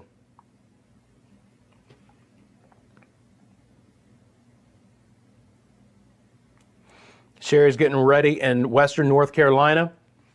Big fan of Western North Carolina myself. We had a family, my grandparents had a place in the Cashers area. And we go to Banner Elk almost every year. Love Sugar and Beach Mountains. Love to snow ski, even though I'm a Florida boy. We try and get out there too. So Western North Carolina is under a tropical storm warning. So the question for the eastern side of the state for North Carolina, no. More than likely, tropical storm conditions aren't likely there, although there will be some gusts and churned up surf and seas. But the far western sides of North Carolina, that does include the Asheville area as well, under tropical storm warnings. Again, the expansive nature of Helene means that these impacts are going to be felt deep inland. The other big story, if you guys are just tuning in, and I can't reiterate enough about what's happening here, is the storm surge. Friends, if you look at any graphic with me and really take it to heart, I hope it's this one. This is catastrophic storm surge. The Weather Service office in Tallahassee, which forecasts for the area where more than likely the eye is going to make landfall, talked about unsurvivable storm surge in the Big Bend area there, okay? 15 to 20 feet. Some of the highest storm surge that I've ever seen forecast, all right? It's a very, very dangerous situation. All right. And I hope that, again, if you're going to be impacted or you feel like you might be impacted by these areas, that you please take this very, very seriously. Absolutely could be catastrophic there. Even back down to the Nature Coast, Swanee River south of Chaskawiska, 10 to 15 feet in some spots. Now, this is peak. Means not everyone's going to see it. But again, this is directly from the National Hurricane Center. This is not me taking a marker and drawing on lines. Okay, this is their official forecast. Pass along the official information. Obviously, I have my interpretation with it, and we'll discuss that. But this is what you need to prepare for. Obviously, there is a lot of mandatory evacuations that have been issued for these areas. And I hope those folks are heeding those extremely seriously, okay? They're not gonna be able to save anyone in a 15 to 20 foot storm surge coming in. On either side of that, from Carabel to Apalachicola, it's 10 to 15 feet. So Appalachia Bay is included in the 15 to 20, and most of the Big Bend to Cedar Key. Swanee River to Chaskawiska, it's 10 to 15. South to Anclote River, it's 8 to 12. Then you get into some really populated areas like Newport Richey and Clearwater and Tampa Bay, St. Pete, Bradenton, Sarasota, 5 to 8 foot storm surge. If you live in areas that you know are flood prone, you should expect to have some water in these areas, okay? Tide cycle does matter a little bit, but again, the storm surge is not dependent on wave heights, it's not dependent on tides, it's literally just the dome of water that is coming with the storm and that is being pushed inland. It doesn't come like, oh, it's nothing and then it's 15 feet. Obviously, it's gradual. But the peak of that could be very, very significant. Even back down to Charlotte Harbor, it's 3 to 5. And again, portions of the central and then into the, even towards the Walton, Bay County line, you get 1 to 3 there as you get to the western panhandle of Florida. And as of note, a bit of overwash expected for the east coast of Florida. Could be some beach erosion, could be some sand dune issues here, but we could even have a storm surge north of Daytona Beach, Ormond Beach, Flagler County, you get to Palm Coast, then Jacksonville, then Savannah, all of coastal Georgia, up to the South Santee River in South Carolina. It's a 1 to 3 foot storm surge.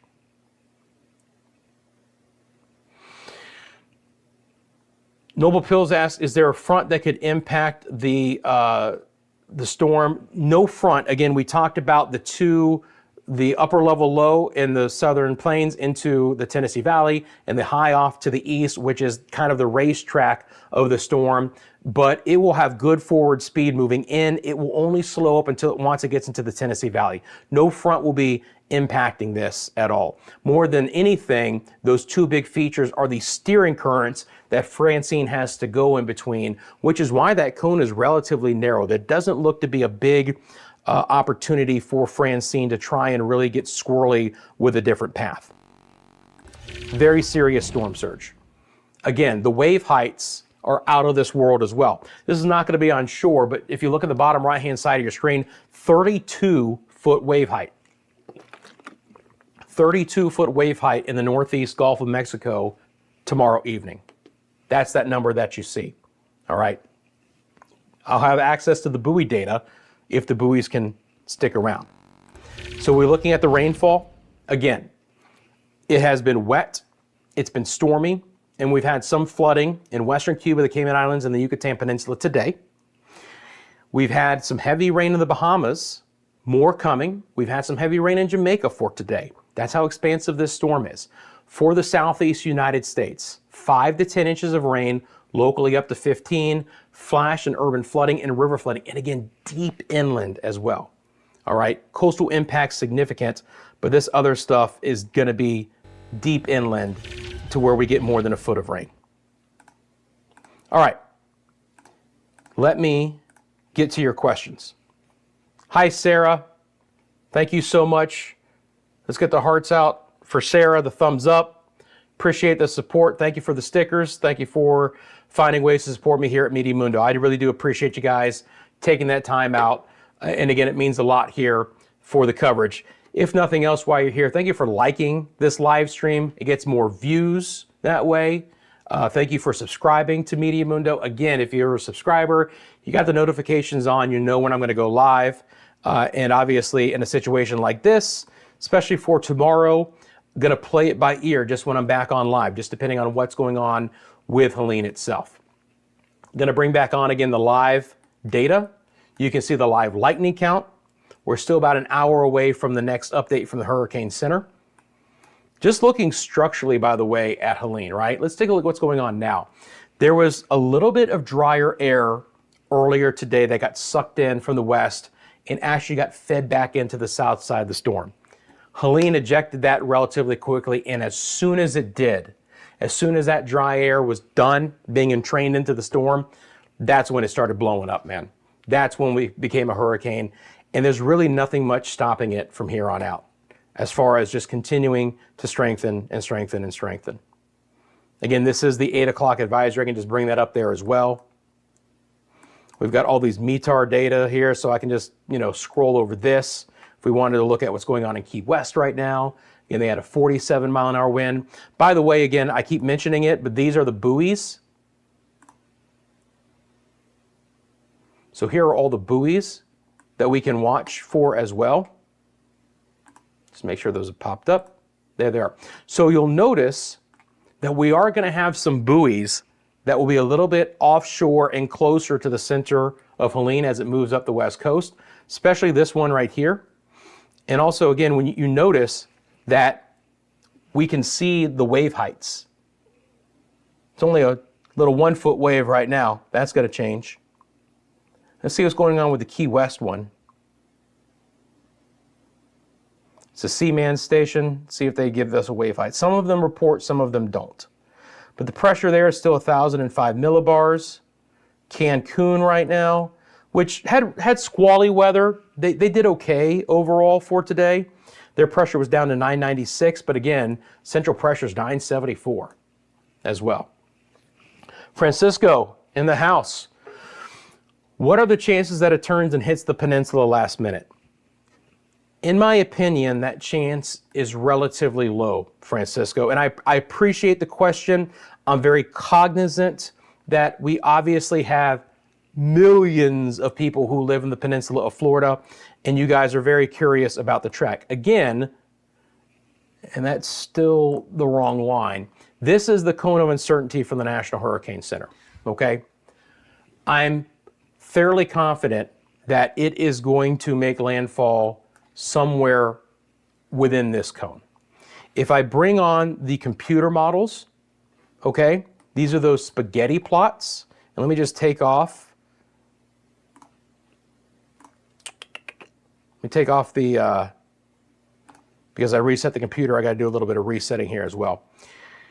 Francisco, these are the tropical models that run on Helene, and I can plot those. We call them spaghetti plots because that's exactly what they look like. They look like spaghetti when they come out of a storm and they kind of go in different directions.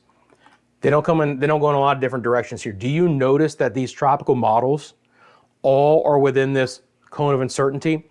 I've mentioned it a couple of times, but you've got an upper level low here, and you've got a big area of high pressure in the Western Atlantic. And it has to go in between those two features, okay? Of course, I always give leeway that something squirrely could happen. You have to. I've seen it before. We've seen it as well. But the models have done a lot better with track. They're still underperforming with intensity, especially with these rapidly intensifying storms. But track-wise, their precision has gotten really good. So to answer your question, I don't expect this to turn east and into the peninsula, okay? You always got to give the leeway that it could, but nothing that I have seen via the models, via the features that we're looking at right now, point to that happening, all right? And if it were, I would try and get out that message as quickly as I could, okay? But for right now, everything is on track with this movement. And we can even see just over the last little bit here that, the center is doing what's expected from the Hurricane Center and kind of moving right up here. There's going to be wobbles. These storms don't go in straight lines. And I mentioned that as well, especially when we get to landfall, people see a little jump and they go, oh, it's moving. It's going in a whole different direction. Again, these might be nice straight lines from the Hurricane Center, but in reality, as these storms spin around their center, here's what they do. They go, And overall, when you average it out, you've got a straight line. But generally speaking, they're doing this stair step most of the time. And then we average out that line. So there's going to be wobbles back and forth. But no, I don't expect it to get into the peninsula. But let us be clear again. This storm, as we speak at the hour, is 900 miles wide. Tropical storm conditions are going to be felt across all of Florida in the peninsula throughout the day tomorrow. You're already seeing those winds freshen up in the Keys, in the southeast portion of the state already. Ernie, thank you so much for becoming a supporter level member here at Meteo Mundo. Let's get the hearts out for Ernie for that. I appreciate you guys very, very much. And again, Francisco, I hope I answered your question. Do you have something else specific you want to ask me? Drop in the comments section below. I'm happy to answer that for you. Raquel wants to know how bad LaBelle Clewiston is. I know about 95% of Florida, and I do know where Clewiston is. We'll get you down to Lake Okeechobee. There's Clewiston. Look, here's the bottom line. I don't expect there to be much of a difference across the state outside of the far west coast that has a better opportunity to push hurricane force gusts, okay? I honestly believe that Clewiston, Palm Bay, Orlando, Daytona Beach are all going to be within a 5 to 10 mile an hour wind difference. It's just such an expansive wind field with the storm. There's not going to be this tight gradient. There's not going to be these tight cutoff lines. That is going to happen way east of the state. We're in for some rowdy weather tomorrow, guys. We're in for some squalls. Again, I would say for Clewiston, 35, 45 mile an hour winds, gusts that could go above 60 from time to time. That would be basically what I would say for almost anyone. Majority of the wind should stay below 50 miles an hour across the peninsula outside of the far west coast, but we could get some 50 to 60 in some spots from time to time as well. Look, Hollywood hit darn near 60, didn't they? I mean, again, just as an example, and this is going to be what we see. Where is Hollywood? There it is. So if I 54, right there. These squalls, these feeder bands that come in, that's what they're bringing right there. B-Jack, hi Rusty, is the storm surge height only seawater or rain?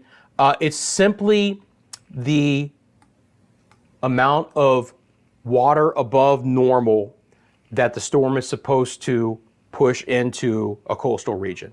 It does not account for rainfall, doesn't account for the tides, anything like that. It's literally just the dome of water because, again, hurricanes are areas of low pressure. So you have a low pressure at the surface, you have a high pressure building up north, so there's lift. Literally, this storm it's almost like a big scoop and it's gathering this water and is lifting it up, and you actually get a bubble near the center. And that's why the storm surge is so prominent along the northern side. The other problem near the center of circulation, the other problem is the winds associated with the storm.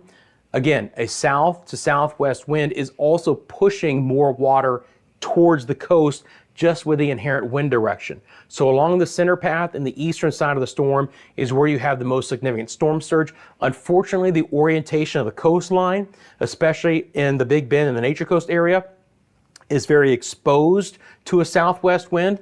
Same thing for Tampa and Charlotte Bays.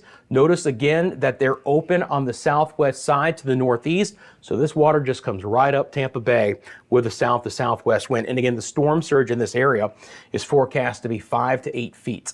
Significant rain. It's significant storm surge, excuse me. You're welcome, Raquel.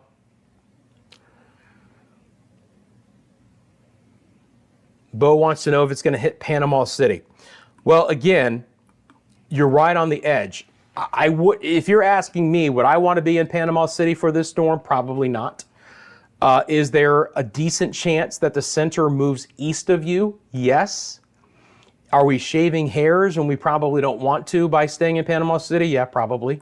Are you under an evacuation, Bo, in Panama City? I mean, again, if you're told to evacuate, I just hope you heed that and you do. That's all I would say. We have a lot of different coastline in Florida, especially along the Gulf Coast. Some areas are very populated, some are not. Some are a little bit swampier and ragged, and some we have beautiful beaches right along the coast. And obviously we get that in the Panhandle from Panama City West in a lot of areas. This is much more of a natural area here in Apalachee Bay, Sop Choppy and Carabel, places like that. Again, you have specific questions, let me know in the comment section below. Bo, I can't tell you what to do. I'm never going to tell anyone what to do, right? That it's your own personal decision. When people ask me about vacation plans and flight plans, I say, look, I'm going to give you the information. It's up to you because people have A, different plans, and B, different weather tolerances. I can pass along the information, but to tell you whether to cancel your vacation or to tell you whether to cancel your flight, I'm never going to do that because obviously there's a lot on the line with that. But the information that I pass along is simply the most important thing. So, that's up to you. If it were me and I was told to evacuate, I'd evacuate. But again, that's just me. Right? But if you fall under a mandatory evacuation with a major hurricane, again, I hope you guys are heeding this. And this is, again, it's not a tropical storm coming in. This is more than likely going to be a Cat 3 or a Cat 4. Let us be clear. The official forecast from the Hurricane Center is for it to be a Category 4 hurricane. I'll go back over to this discussion, and I'll scroll down.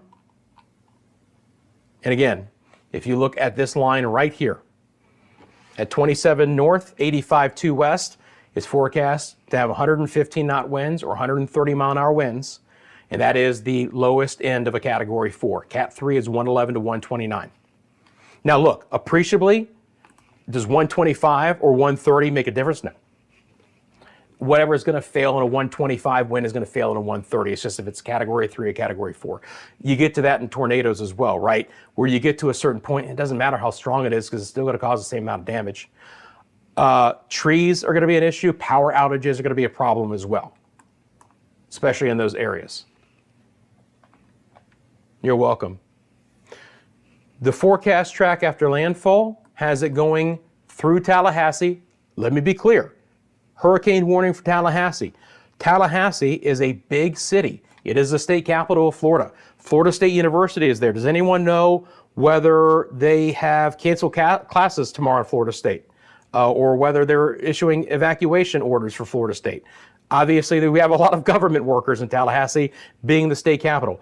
It is less than 25 miles from the coast. They will see hurricane conditions in Tallahassee based on this track.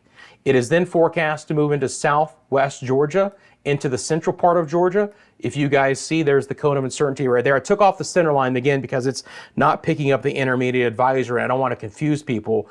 It should get very close to Atlanta and then move into the Tennessee Valley and stall. And this is where we could have more very heavy rain and flooding rains inland. Again, let me be clear, guys. And I know this surprises people. There's two things, and I'm chuckling because of Tallahassee shut down. Okay, thank you. The overall, the hazard that kills the most people in a landfalling hurricane is inland river flooding. It's nothing along the coast. It's not the storm surge. It's not the direct winds, because most people are smart enough to get out of those areas. It's the areas inland that people think are safe, and I can understand why, but they live in low-lying areas or they live next to rivers, and we get a foot or two of rain as these storms stall out, and then we get all of the water rushing into those low basins, and inland river flooding actually kills the most people in hurricanes, and it's actually not even close. It's not tornadoes, it's not lightning, it's not storm surge, it's not the wind, it's the inland river flooding. I only chuckle because there was a brief time over a 5-year period in the late 2018, 2017, 2018, about 2022 or so, where it was actually carbon and monoxide poisoning from using generators wrong. If you can believe that, there was about a 5-year stretch where carbon monoxide poisoning actually killed more people than the actual hurricanes themselves.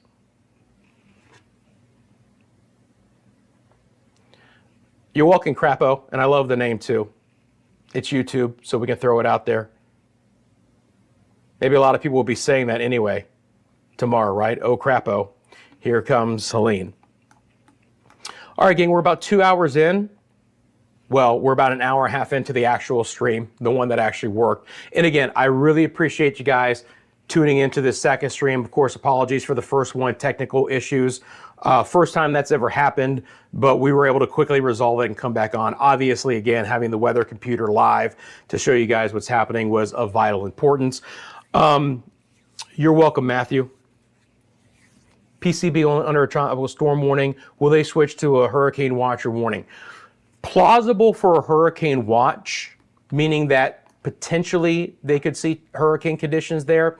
I think it all depends on the track. You guys are right on the edge. I would, assume again that you guys are right on the edge here. Let's take a look at that latest one. I'm going to say it's plausible to get a hurricane watch in PCB. I mean, you guys are right on the edge of the warning right now. Iffy if it's a warning. I would still, as close as PCB is, I would still be concerned about potentially seeing hurricane conditions there. I mean, you guys are right on the line. We'll see if they do. Obviously, look, we're still a little bit less than 24 hours away. This is still just a line on the map, guys, right? Still highly confident that the track is more than likely going to pan out in this way, but there could still be some subtle shifts. And if the Hurricane Center thinks that it might nudge slightly farther west, they could extend that warning west, absolutely, okay? That will be played out in the details overnight into tomorrow morning. But things will change here, at least in a little bit. Again, I think the thing that's still the biggest question mark is the intensity. I think the track, based on the bigger features that we've already talked about, is much more locked in. It doesn't mean something squirrely couldn't happen, but I put that chance at a low chance. I think these are the areas that really have to watch out for. And again, if you notice the hurricane warning goes farther east from the center than it does west, of course, the right front quadrant of these landfalling hurricanes are the most dynamic, with the most wind, the most storm surge, the most catastrophic conditions. And so that's why these warnings are farther north and east rather than north and west.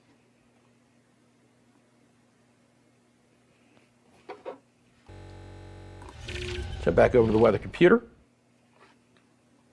I've got the live stream up, and every time it goes to a commercial, which again helps to try and pay the bills here at Meteo Mundo, I jump up and go, wait, what's going on? Okay, it's just a commercial.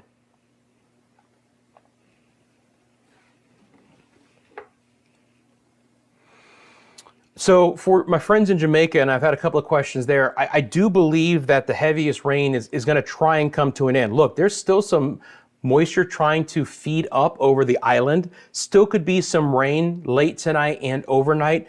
But by the time you wake up tomorrow morning, Helene should be far enough north where it's going to begin to relax its grip on the heavier rain Jamaica has seen. Now, on the eastern side, this is the more moisture-laden air. So we are going to have more impacts east. I can't rule out a couple of showers redeveloping over Jamaica tomorrow and even the Cayman Islands, but lesser than what we had for today, for sure, right? And again, my centerline track is off here, so let me just drop that. I don't want to confuse anyone. Appreciate you guys. Thanks, Star. Hi, Michelle. How you doing? I hope you're well.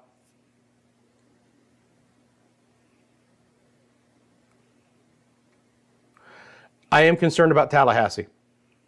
I'm very concerned about Tallahassee. Again, it's only 25 miles inland, and it is a larger city. I'm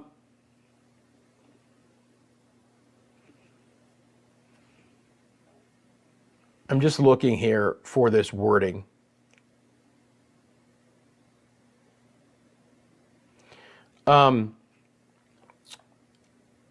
So for places like Keaton Beach and Steinhatchee, if you guys know where that is, up in this area,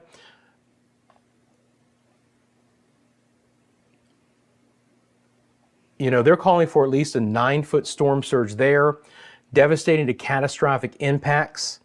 Actually, the easiest thing I can do here,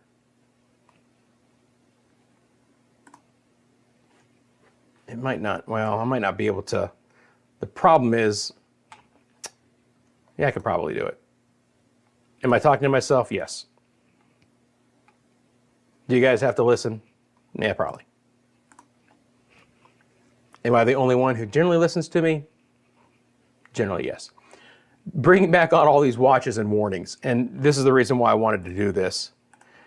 Again, I can do a lot of different things with this. If we look here and I click on this, all of the different ones come up here, right? I mean, how cool is this, by the way, as well, right? And we can look at this together. So in this storm surge warning,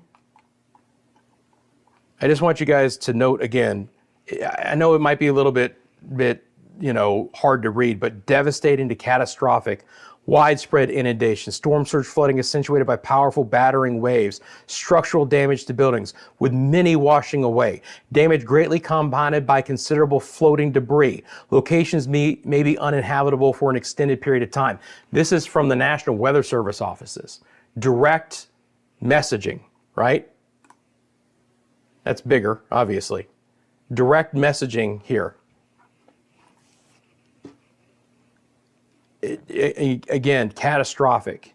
And they don't use those words lightly, man. They try and be as moderate as they can, if you will. All right? For this area here. And let me just minimize that because I don't want it to always be that high. Again, on the storm surge warning for Jefferson County, which is kind of the far western Big Bend, eastern panhandle there.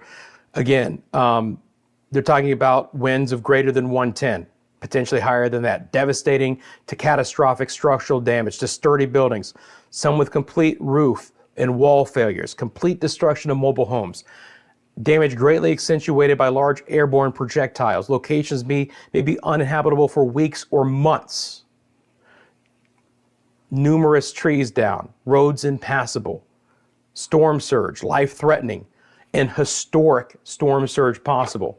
16 to 20 feet.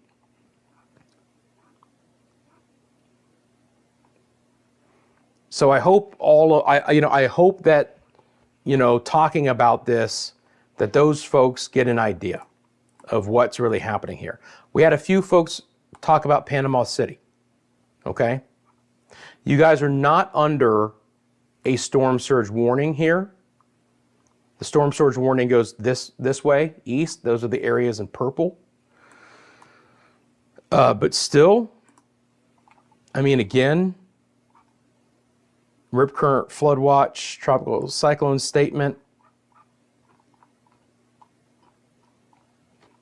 I mean, we could sit here and read all this for days. I'm just seeing if there's anything here to try and pass along to you guys. Structural damage, sturdy buildings, some with complete roof and wall failures, complete destruction of mobile homes.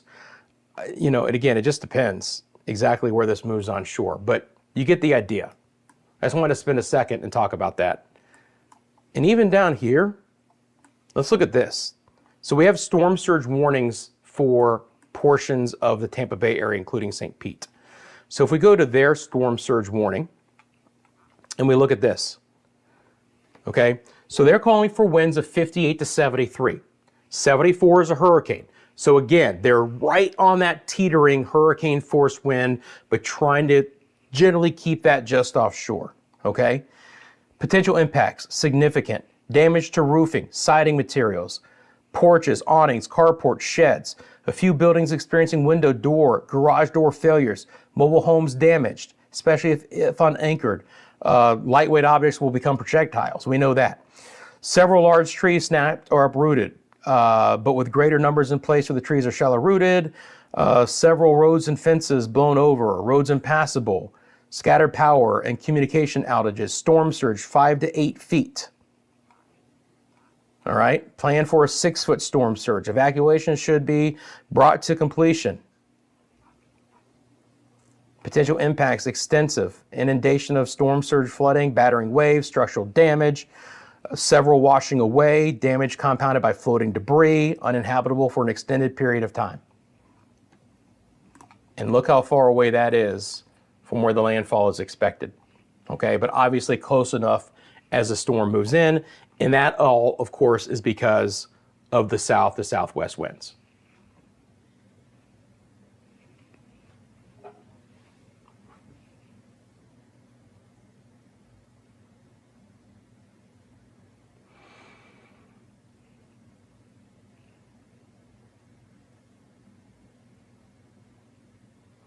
Again, I appreciate the supporters here tonight. I'm going to go over those one more time because your support really helps us out here at Meteo Mundo. I want to thank Fiona, members of, again, Jesus or Jesus family, Chris, Sean, Ingrid, Wall Street Vikings, Sarah, Francisco, Ernie, all for becoming members, for your super thanks, and for your super stickers. All of that, guys. Thank you very much again for that support. And I appreciate you guys. Again, if you have a specific question and you use the super thanks, that gets highlighted on my screen, and that does take priority, but I'm going to do the best I can to answer all of your questions. Coming up on 10:20 right now. And again, if you have any other specific questions, let me know. I'm going to go back over to the live information here as we track the storm together.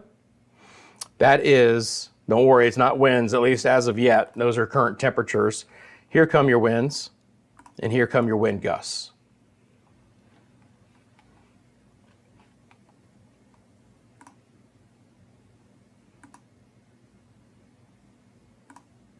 Again, just taking off a couple of things here that have not been updated with the intermediate advisory. It's just a timing thing.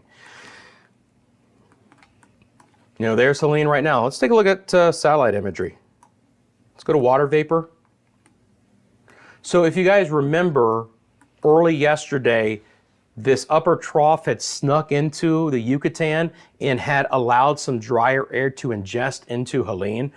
There is no dry air anywhere, man. This is under a pocket of high moisture content, big time central dense overcast. More than likely at 85-mile-an-hour winds, we're going to start to see an eye clear out. I was looking, the inner eye wall structure as the visible satellite imagery went away still looked pretty ragged, but it's not going to shock me if we have a fully visible eye by tomorrow morning. Low-level water vapor imagery. Those blues and those blacks are the highest content. If we see them in all four quadrants, you know that storm is getting better organized at the center. You can really see it begin to wrap around. There still is a little bit slightly lower moisture content on the east side. I mean, literally right now, let me put the timestamp back up on the screen. Just a little bit here, but that is some really deep moisture there. No lightning near the center as of now. If we had some lightning, I'd be even more concerned about how rapidly this could intensify, but it's expected to as well. Jim, thank you very much. Let's get the hearts out. Let's get the thumbs up for Jim. Jim hanging again. Yeah, man. I know you're a big supporter of Meteo Mundo, and I appreciate you very much. So Jim, thank you so much for that. We really do appreciate your support here, guys. Thumbs up to Jim, and again, everyone else supporting it. Checking in, scatter heavy rain here, Galveston. Wonder if it's related. It is not. It is not. Galveston, Texas is not being impacted by the storm. It's more localized. It's a huge storm, but it's generally east of the center of circulation. There's not a ton to the west. So no, Texas, Mexico, Louisiana shouldn't be directly impacted. A few squalls could hit the Alabama, potentially Mississippi coastline. So places like Mobile and Gulfport, Biloxi could get a few squalls out of it. But more than likely, all that big weather is going to be north and to the east there. So again, that's the water vapor imagery at the low levels.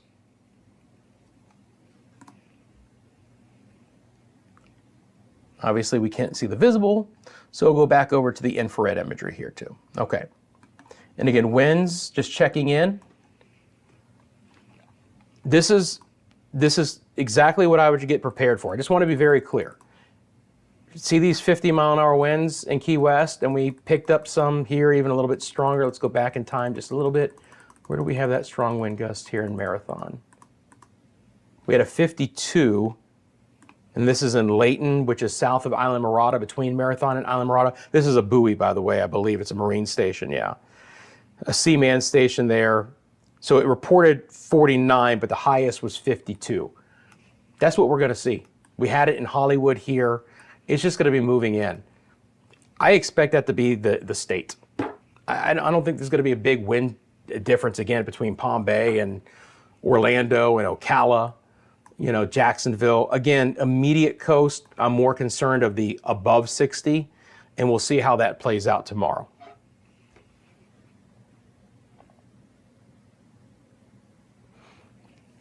Tanya, tell me where you live. Are you in Jamaica, my friend? I believe you are, right?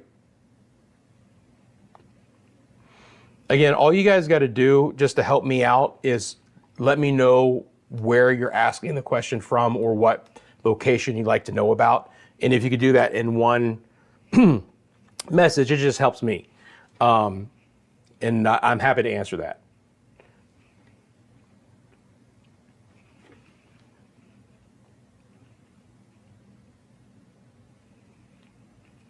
It's 10:25. We do have well, I think they updated the tropical outlook.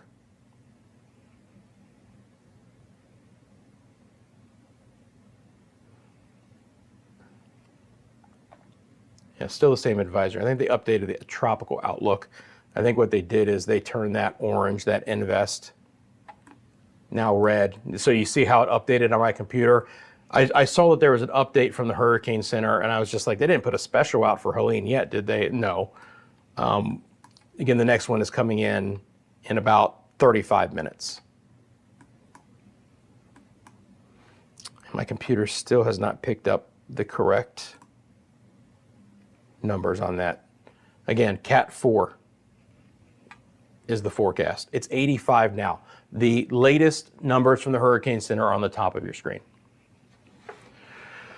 Robert, head to the Turks and the Caicos Saturday morning via Miami. Should be okay. I would anticipate that the weather will be all clear flying out of Miami on Saturday, yes. We'll probably still have some squally weather in portions of the state on Friday. Might clear up even a little bit earlier there because they're a little bit farther south. And then I do expect there to be nicer weather in this area beginning on Saturday. Kenya is in Nassau. Yes, you're going to get your, first of all, you're really close to seeing some of the squalls right now in Nassau. And I can show you those. Very, very close. So you'll probably see a few feeder bands work their way in. But overall, you're going to continue to get the opportunity for some squalls overnight and then throughout the day tomorrow. Now, the rain is not going to be as consistent or persistent in Nassau or Grand Bahama, but there could still be some spots of 2 to 4 inches of rain, very rough surf and sea conditions, and I would expect there to be some winds 25 to 35 miles an hour in the northwest Bahamas with some locally higher gusts.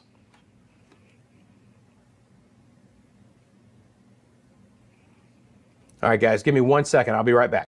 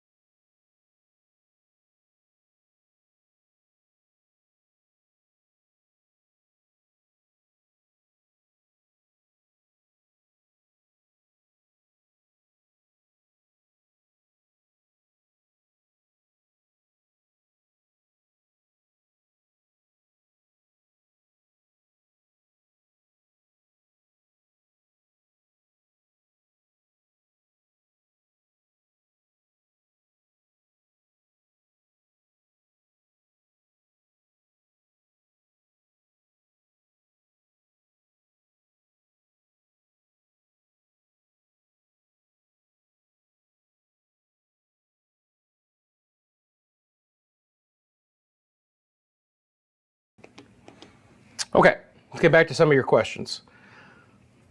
We're probably close enough here. You guys want to stick around for the 11 o'clock advisory and then say goodnight? Let me know in the chat if you would be interested in sticking around for the next 20 to 25 minutes. We can get the 11 o'clock advisory. If we're all tired and ready for bed, you let me know. It's going to be a long day tomorrow. But I'm here for you guys, so if you want to stick around, I'll stick around. Christopher wants to know about the tornado threat. Look, the tornado threat is across the entire peninsula. These storms have inherent rotation. there will be an opportunity for some spin with all of these storms, especially on the east side. So yes, there will be an opportunity for tornadoes across the state of Florida into Georgia for tomorrow. We already had a brief tornado warning near Key West and then a tornado warning in southwest Georgia already.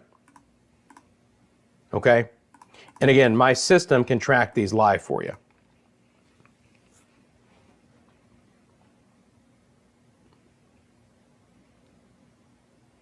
All right, we'll stick around.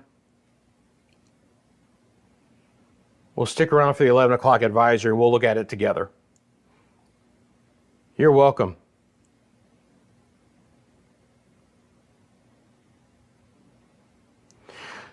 Donnie, if that's how you pronounce your name, talking about having family in Orlando, being in St. Martin. The tropical storm force winds extend 345 miles from the center of circulation, the entire state of Florida, most of Georgia and South Carolina will have tropical storm conditions tomorrow, obviously starting overnight in the southern part of the state and then just extending north. All of Florida expected to see tropical storm conditions. What we're really trying to do is keep the hurricane force winds just offshore. Okay. We can go back over to the HRRR model because again, it updates hourly. So we can say, hey, what's the newest situation here? And again, I love it because literally the very first time frame is 9 o'clock. So let's loop this up and see if it's coming in with any other different solution. Here we go. Now again, this is a high resolution model. It updates hourly. It is basically for the contiguous United States, so it does get cut off. I don't show this model because I can't in the Caribbean. The global models hold that. But again, let's take a look at the track. It's still on the eastern edge of this cone, okay? So if the HRRR, higher resolution rapid refresh, were to play out, it would be worse for places like Perry, Cross City, down towards Cedar Key, Inglis, maybe towards Crystal River. It would be slightly better for Port St. Joe, on over towards Carabel, East Point, Apalachicola itself. Still would be no good for Appalachia Bay. So the tornado threat is going to come along with the feeder bands working their way on and spinning. These are all going to have inherent rotation, okay? Now, we're going to have breezy conditions through Florida tomorrow, but within these squalls, that's when the winds freshen up over 50 miles an hour. That's exactly what's happened in the Keys and back down towards portions of the Miami-Dade area this evening. It's just going to be much more widespread, and they're going to be trying to kind of move north, the individual cells moving from south to north as the actual feeder bands are kind of spiraling in from southwest to northeast. So that's what it looks like reflectivity. And again, this is just throughout the day. Here is tomorrow morning, right? This is 6 a.m. Now here's the afternoon, and look how quickly this puppy accelerates, right? Landfall here on this one, that's close. It might be an hour or so behind. This one might be a little bit closer to, that was the H-Wharf, that was more like 10 o'clock.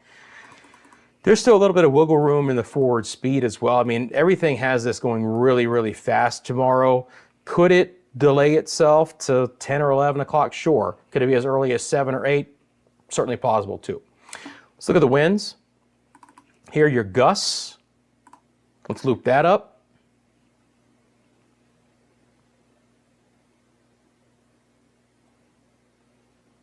Again, thank you guys for tuning in. See a few new people who have joined. If you haven't done it so far, click that like button for me. Thank you for subscribing as well. And again, really appreciate all of our fan support as well. So thank you guys very much for that. All right, so newest run of the HRRR, slightly east of the center line from the hurricane center. These are gusts. These are not sustained winds, gusts. And again, every time I do that, this model wants to shift time on me. It's one of the quirks. So, 3 o'clock tomorrow. Let's look at 3 o'clock tomorrow. Orlando, Kissimmee, Osceola County, a lot of the Orlando metro area, 40, 45, 50 mile an hour gusts. Absolutely plausible. Oh, look, it's the East Coast. Same situation. Will there be some pockets of a little bit wind? I want you to notice too, do you see how these are lining up like this? These are the feeder bands. Again, this is a high resolution model. This is saying, hey, look, there's a feeder band coming offshore. It's going to have 50 mile an hour winds. In between, we're going to have 40 mile an hour winds. It's not going to be as strong, but oh, look, here's the next feeder band, and we're back up to 50 mile an hour winds. Okay?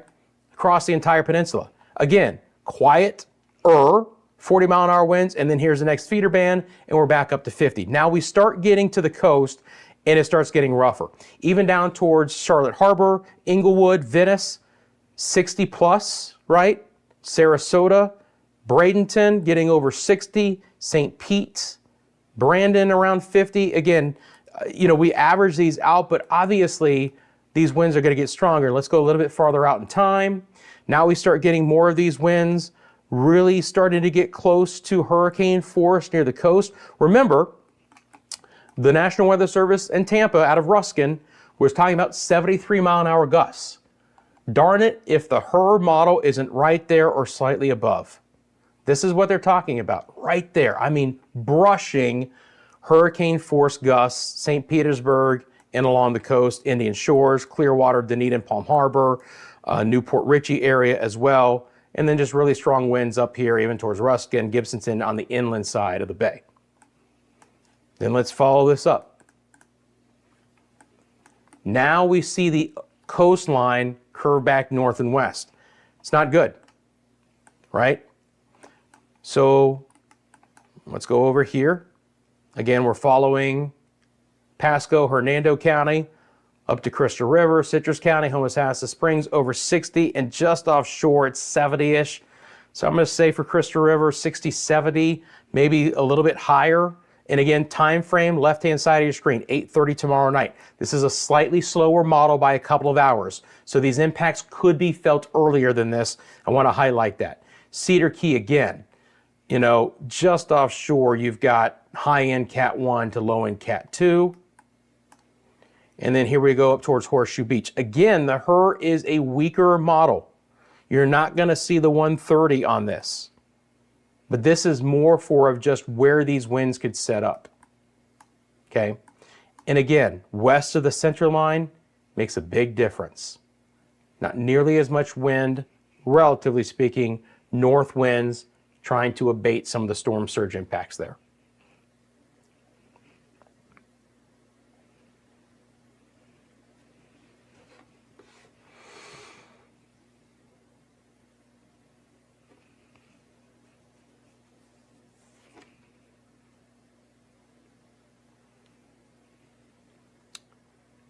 You're welcome, guys. For Destin, again, a little bit farther.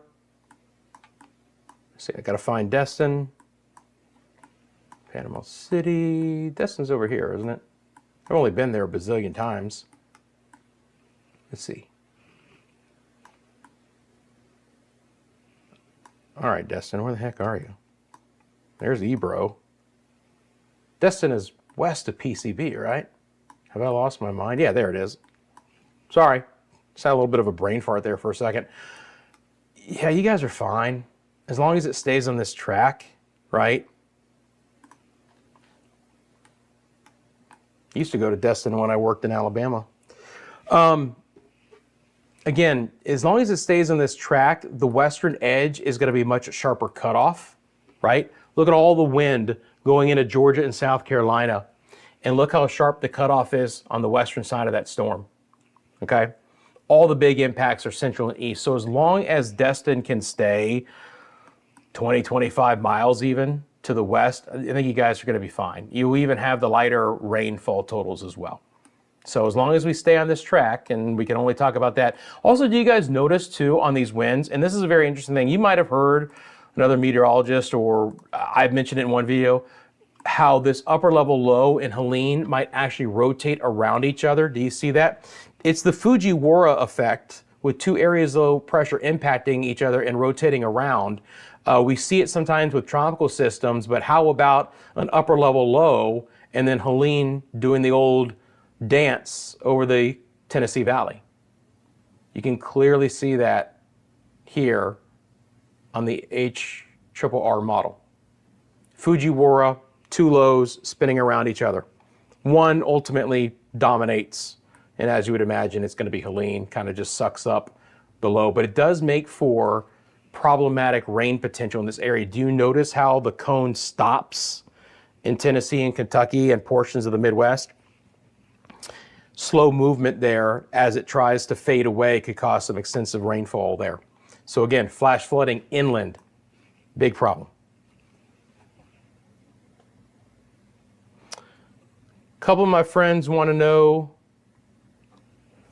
again, what's happening in the Caribbean, and we can do that briefly before the 11 o'clock advisory comes in. We had a big shear line and a trough impact the Lesser Antilles today. It was island dependent, but I know Barbados got some more rain, St. Vincent and the Grenadines, St. Lucia, Martinique, Dominica, Guadeloupe. Those were all areas that had the most, but even had some rain down in the Windward Islands, had some in the Leeward Islands as well, and then more showers developed over Dominican Republic and Haiti.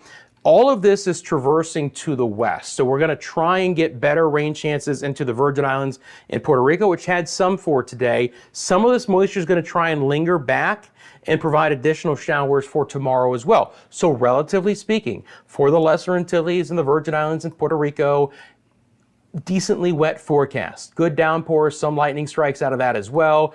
It'll be a little bit drier for the Dominican Republic and Haiti, kind of wedged in between. Again, Jamaica is still seeing some of the moisture from Helene, yes, that far south and east.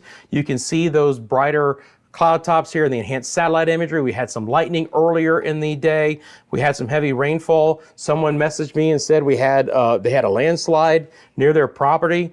So it just shows you the impacts of some of the heavier rain and just the overall saturation of the soil the last couple of days. It's been raining cats and dogs in the Cayman Islands as well, right? Generally speaking, though, as Helene moves away, the grip lessens and weakens, and weather should begin to improve throughout the day tomorrow overall. Still doesn't mean we could get some locally heavier downpours, but they're just not going to be as widespread, right? All the moisture is going to come north. Now, notice that there is kind of a north to south elongation of this. So some of these feeder bands could still develop, mainly though, now north of Cuba and into the central and the northwest Bahamas. And you can see those already beginning to develop. These are the areas here that are going to have the heaviest rain. Kimberly says rain in western Grand Bahama with the gusts. Yeah. How you guys doing down there in Grand Bahama? Sorry. For some reason, I read that as Grand Cayman for a second. I've been looking to get a report out of Grand Cayman because they've had some excessive rainfall. But yes, Grand Bahama, our friends in Freeport, Lucaya, West End, High Rock. There it is right there. You can see it. That's, by the way, the temperature, not the wind. But there'll be some fresh breezes there. But there you go. First good squall coming into Grand Bahama. Many more to come. With as expansive as a storm as Helene is.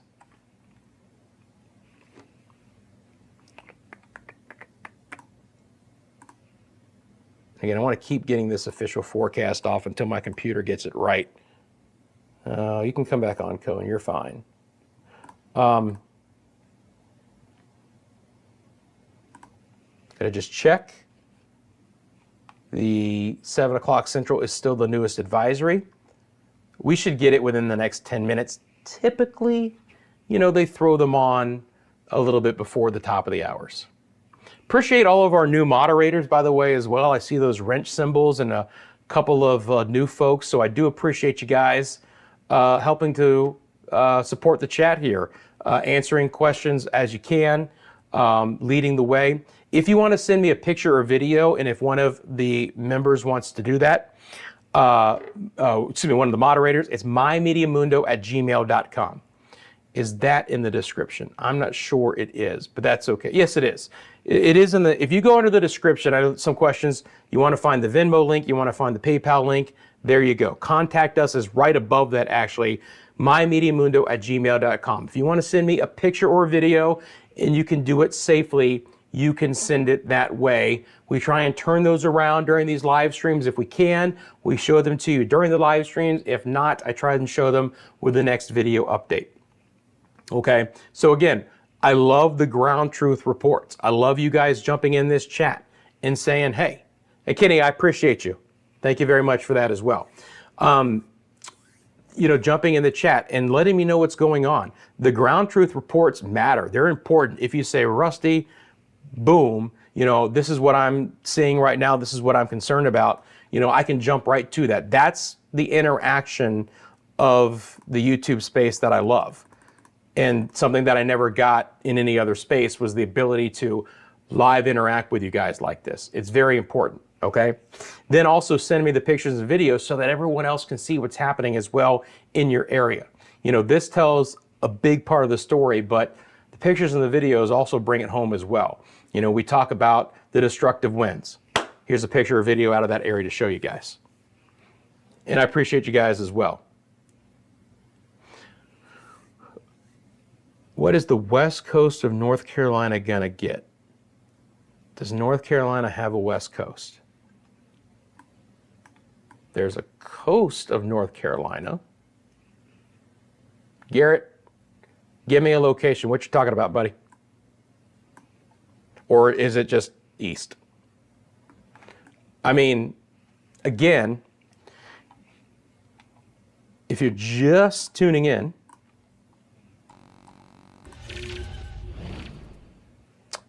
Fiona, will you stop it? Fiona is a huge supporter of the channel, and I can't thank you enough. She's a moderator. She loves to throw in the super stickers. She'll even do some donations for the regular videos, and I can't thank her enough. Fiona, let's get the hearts out, please. If everyone who is watching this live stream could drop a heart in for Fiona in her support of the channel, that would make me very happy. So thank you very much, Fiona. Again, I appreciate your support. It's moving north at 12 miles an hour. Again, when I show you the computer, all the newest information is on the top of your screen. To answer the question about North Carolina, not under a tropical storm warning, but look how far north and east the tropical storm warnings go. All of South Carolina, a good chunk of central, and then especially the western portions of North Carolina. That's darn close to Charlotte, but certainly Asheville's included in that. Hurricane warnings go up to Macon, Georgia. Then you have tropical storm warnings to the Georgia-Tennessee border, all right? And again, notice that there's nothing west, generally speaking, and everything's east, because all that dirty side of the storm is on the eastern side. That's the storm surge, that's the heaviest rain, the flooding threat, the most significant winds. Okay, all of that coming on the eastern side. And this storm surge graphic tells you that. All the way up to the South Santee River of South Carolina, 1 to 3 foot storm surge. I haven't seen this number very often. I've seen it before, but I haven't seen it very often. Do you also notice how big it is on this graphic?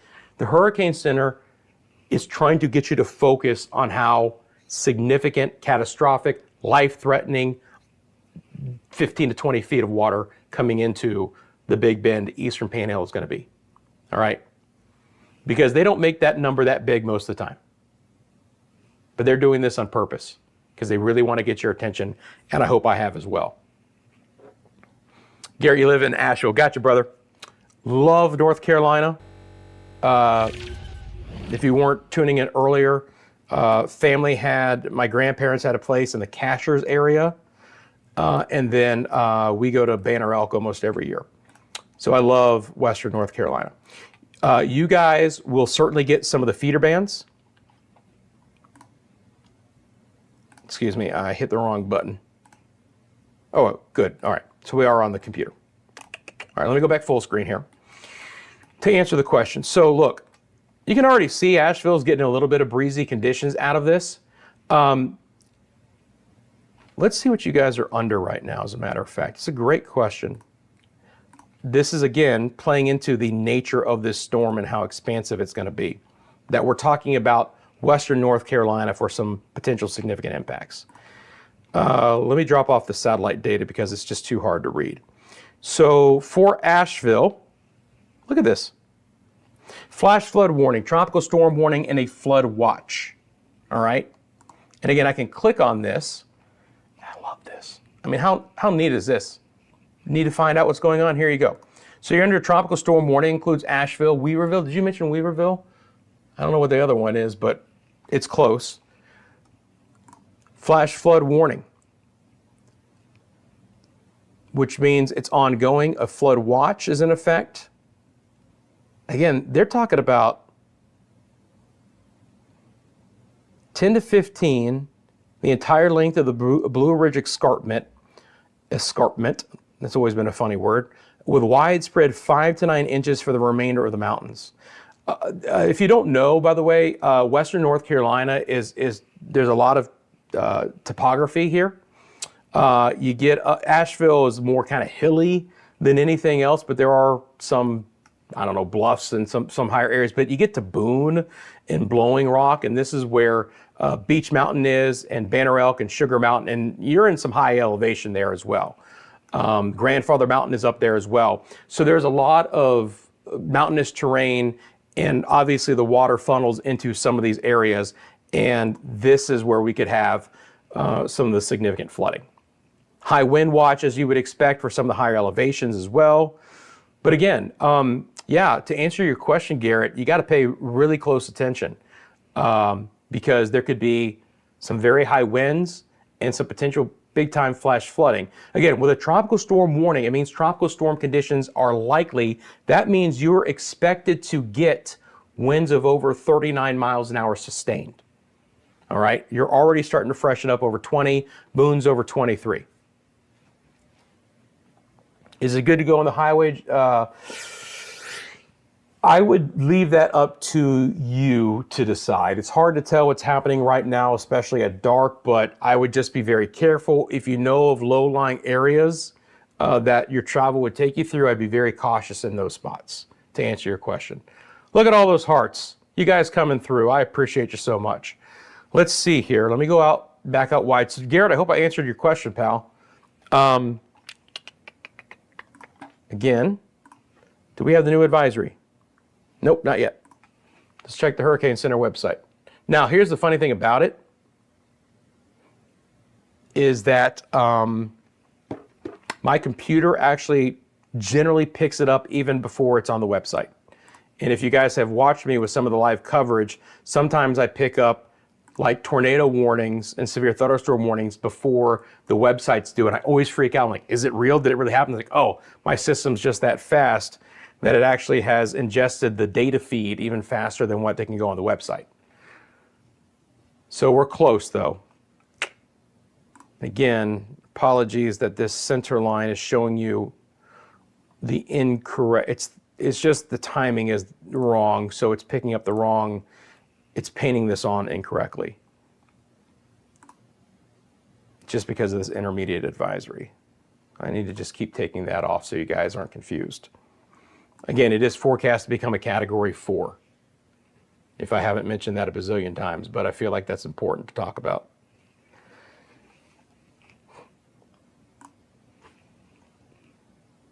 Still the 7. I'm like a kid waiting for Christmas. When is this advisory going to come out? By the way, I want to be clear. I don't expect there to be a ton of change. Now, if you also don't know, we can look at live hurricane reconnaissance data coming in as well.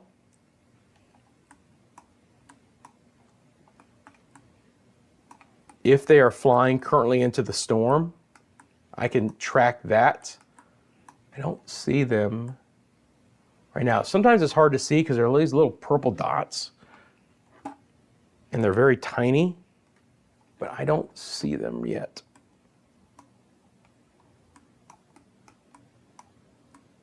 You're probably just going to wait till a little bit closer to daybreak. I haven't had an opportunity to look at their plan of the day for tomorrow yet, but here's the plan of the day. They're going to be flying in and out of it as much as they can. It is forecast to be a Cat 4, winds of 130 miles an hour. It's the lowest Cat 4, But high in Cat 3, low in Cat 4, it doesn't matter. The damage is the same. It's just the number it's going to be attributed. Again, whatever is going to get destroyed in 125 mile an hour wind, or 130 mile an hour wind is going to get destroyed in 125 mile an hour wind. Still the 7. They're waiting.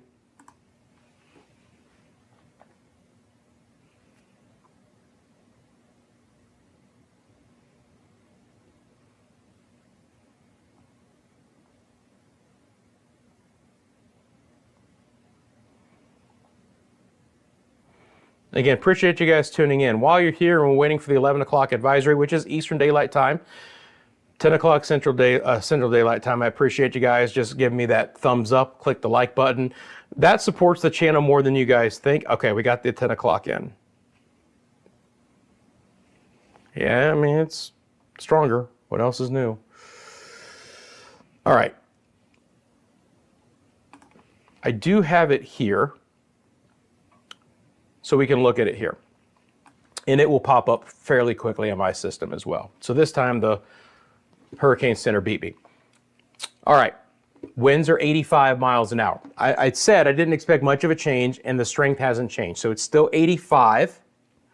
Pressure is down 2 more millibars, down to 972. And if you don't know what pressure means, that's the central pressure as that area of low pressure develops at the center. The lower the number, the stronger the storm, which typically equates to higher wind speeds. So a pressure fall means a deepening, stronger storm. So it's gone down 2 more millibars, down to 972. It is now moving north at 9. So it has not picked up the forward speed yet. It wasn't expected to until tomorrow morning, but the fact that it slowed down a little bit is interesting. We'll see if that's a subtle change or not. The only changes to the watches and warnings are for Mexico and Cuba.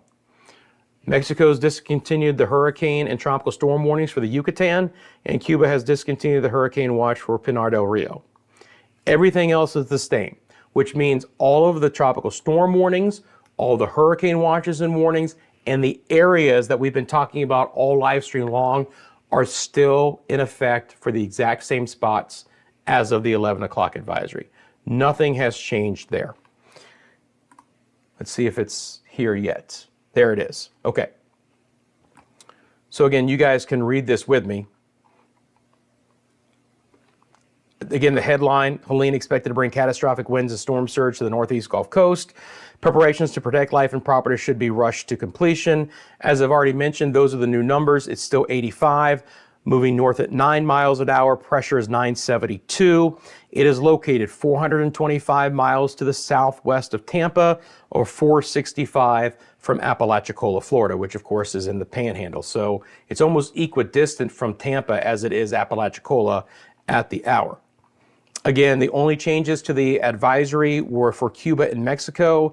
That means everything else stays the same. The storm surge warning, the hurricane warning, hurricane watch, the tropical storm warnings. We've already talked about what these mean. Hope you guys understand that as well. Watches means it's possible. Warning means it's likely to happen or is ongoing. Again, Helene is moving north at 9. A north or northeast motion at a faster forward speed is expected during the next 36 hours on the forecast track. Helene will move across the eastern Gulf of Mexico tonight and Thursday and cross the Florida Big Bend on Thursday evening. After landfall, Helene is expected to turn northwestward and slow down over the Tennessee Valley Friday and Saturday.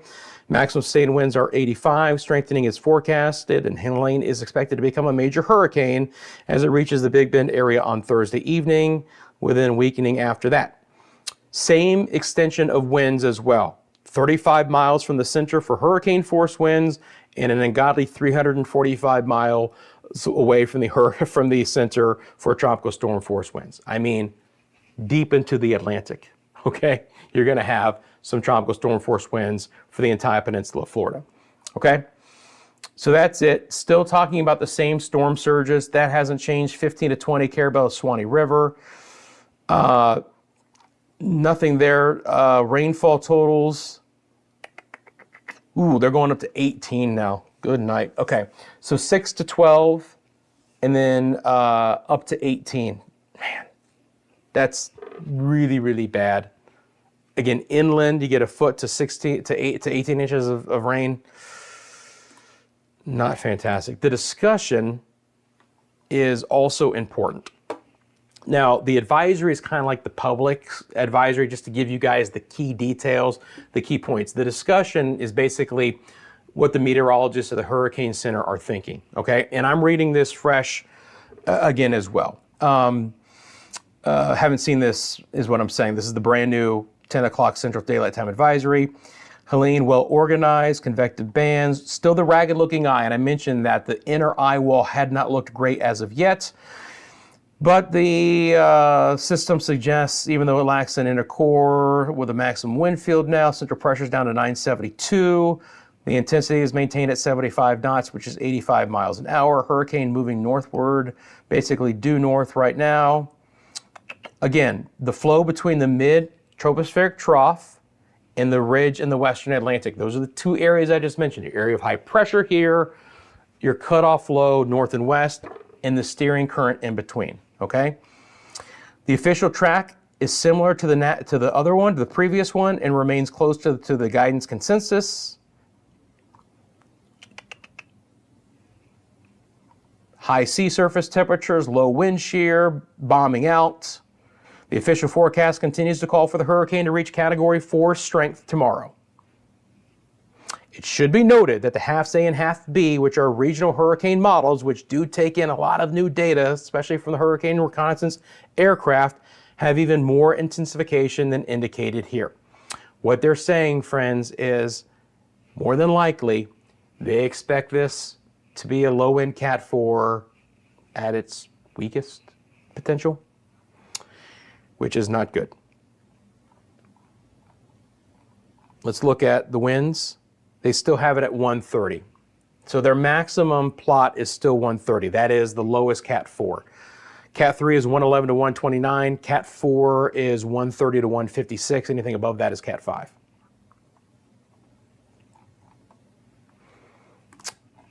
You notice that they put that paragraph in to lead you to, oh, by the way, right? There could still be even further strengthening. Again, I might have to restart this if I were on to bring on the new one, but that's the information. Let me get back to the chat. So you guys with me on that?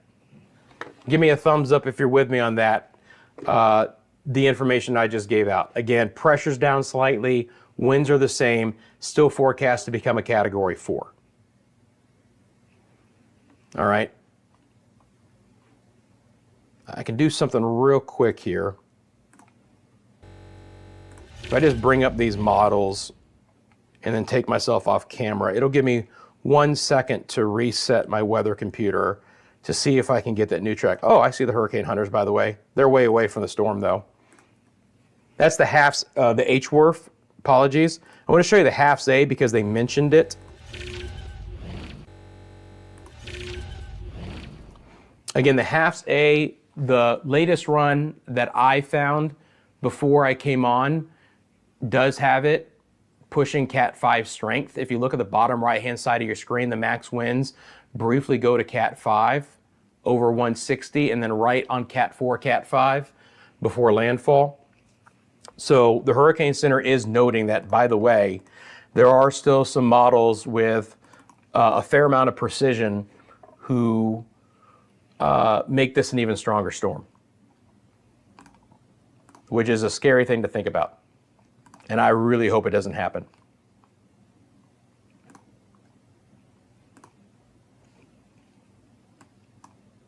Okay, excellent.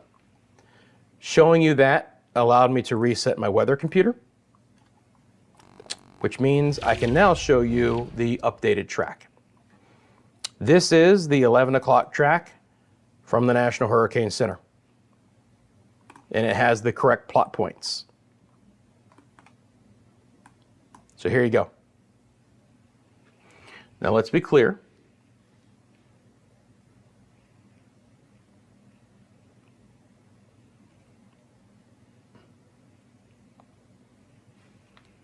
That dot right there is 7 o'clock tomorrow night, and that should be Eastern time. Nope, it's Central time. Is it? I guess it has to be. It is. This is 8 o'clock Eastern time, 7 o'clock Central time. By the way, the Central and the Eastern time zones are darn near this area. They go down here like that. Again, 1:30. So this is all updated and correct, by the way. Again, I know it says 8 o'clock. Ignore that. This is the 11 o'clock, 1:30, gust to 160. It's the official from the Hurricane Center, okay? Not a big change here, right?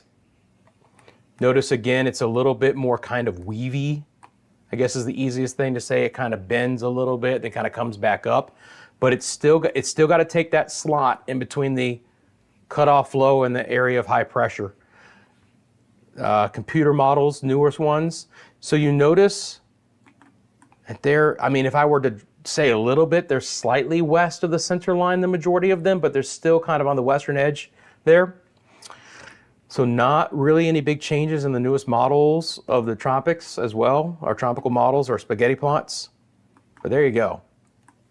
So as of this 11 o'clock advisory, Eastern time, you know, this thing's coming into Appalachia Bay and anywhere on the eastern side. Still could change. We know that. We know that things can happen, but I think there's a higher confidence in the track compared to the intensity. And that's why the Hurricane Center would include paragraphs that they did about the HAFS models being stronger, because they understand that as a storm rapidly intensifies, there could be some big changes in its intensity in a short period of time. All right. Again, we're forecast to go from an 85-mile-an-hour hurricane now at 10 o'clock Central, and in 22 hours have a Cat 4. That is significant. It's significant strengthening.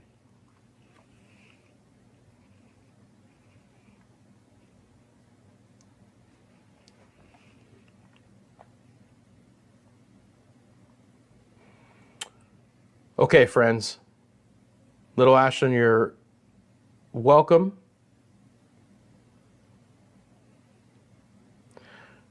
So, as we wrap up this Getting Prepared live stream, again, let me make a couple of programming notes. If you guys look in the description below, you will see the link to our sister station, which is Central Florida Weather Live, okay? It's a live-only channel, meaning that I only do live streams like this on that channel when there is significant weather in Central Florida, okay? That's in addition to what we do at Meteo Mundo here. More than likely, because the weather is going to be bad in Central Florida well before landfall later tomorrow night, I'll be live on Central Florida Weather Live.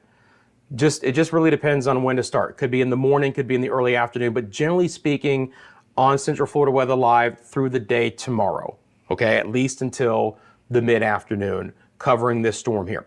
If you want to follow me, make sure you subscribe to Central Florida Weather Live and you have the notifications on, all notifications. Again, with it being a live-only channel, you're not gonna get spam with notifications all the time. Only when I'm live would you get a notification that Rusty's on Central Florida Weather Live. You might want to tune in. So if you're interested in following along with me, Helene, throughout the day tomorrow, make sure you subscribe to Central Florida Weather Live. At some point in time, and we don't have a determined time as of yet, we will then transition the coverage over here to Meteo Mundo, closer to landfall, as Helene gets closer to, again, the Eastern Panhandle and the Big Bend. Obviously, how this plays out in the next 24 hours will be a big determinant in how we ultimately cover the storm. But that's the thought process for tomorrow, is that I will be on Central Florida Weather Live to begin, because we have the tornado threat, we have the tropical storm conditions, and we can monitor everything else. And then as the rubber meets the road with the major hurricane getting closer to landfall, we'd come over here. So I appreciate you guys supporting both channels. Again, helping both channels to grow, which is very important.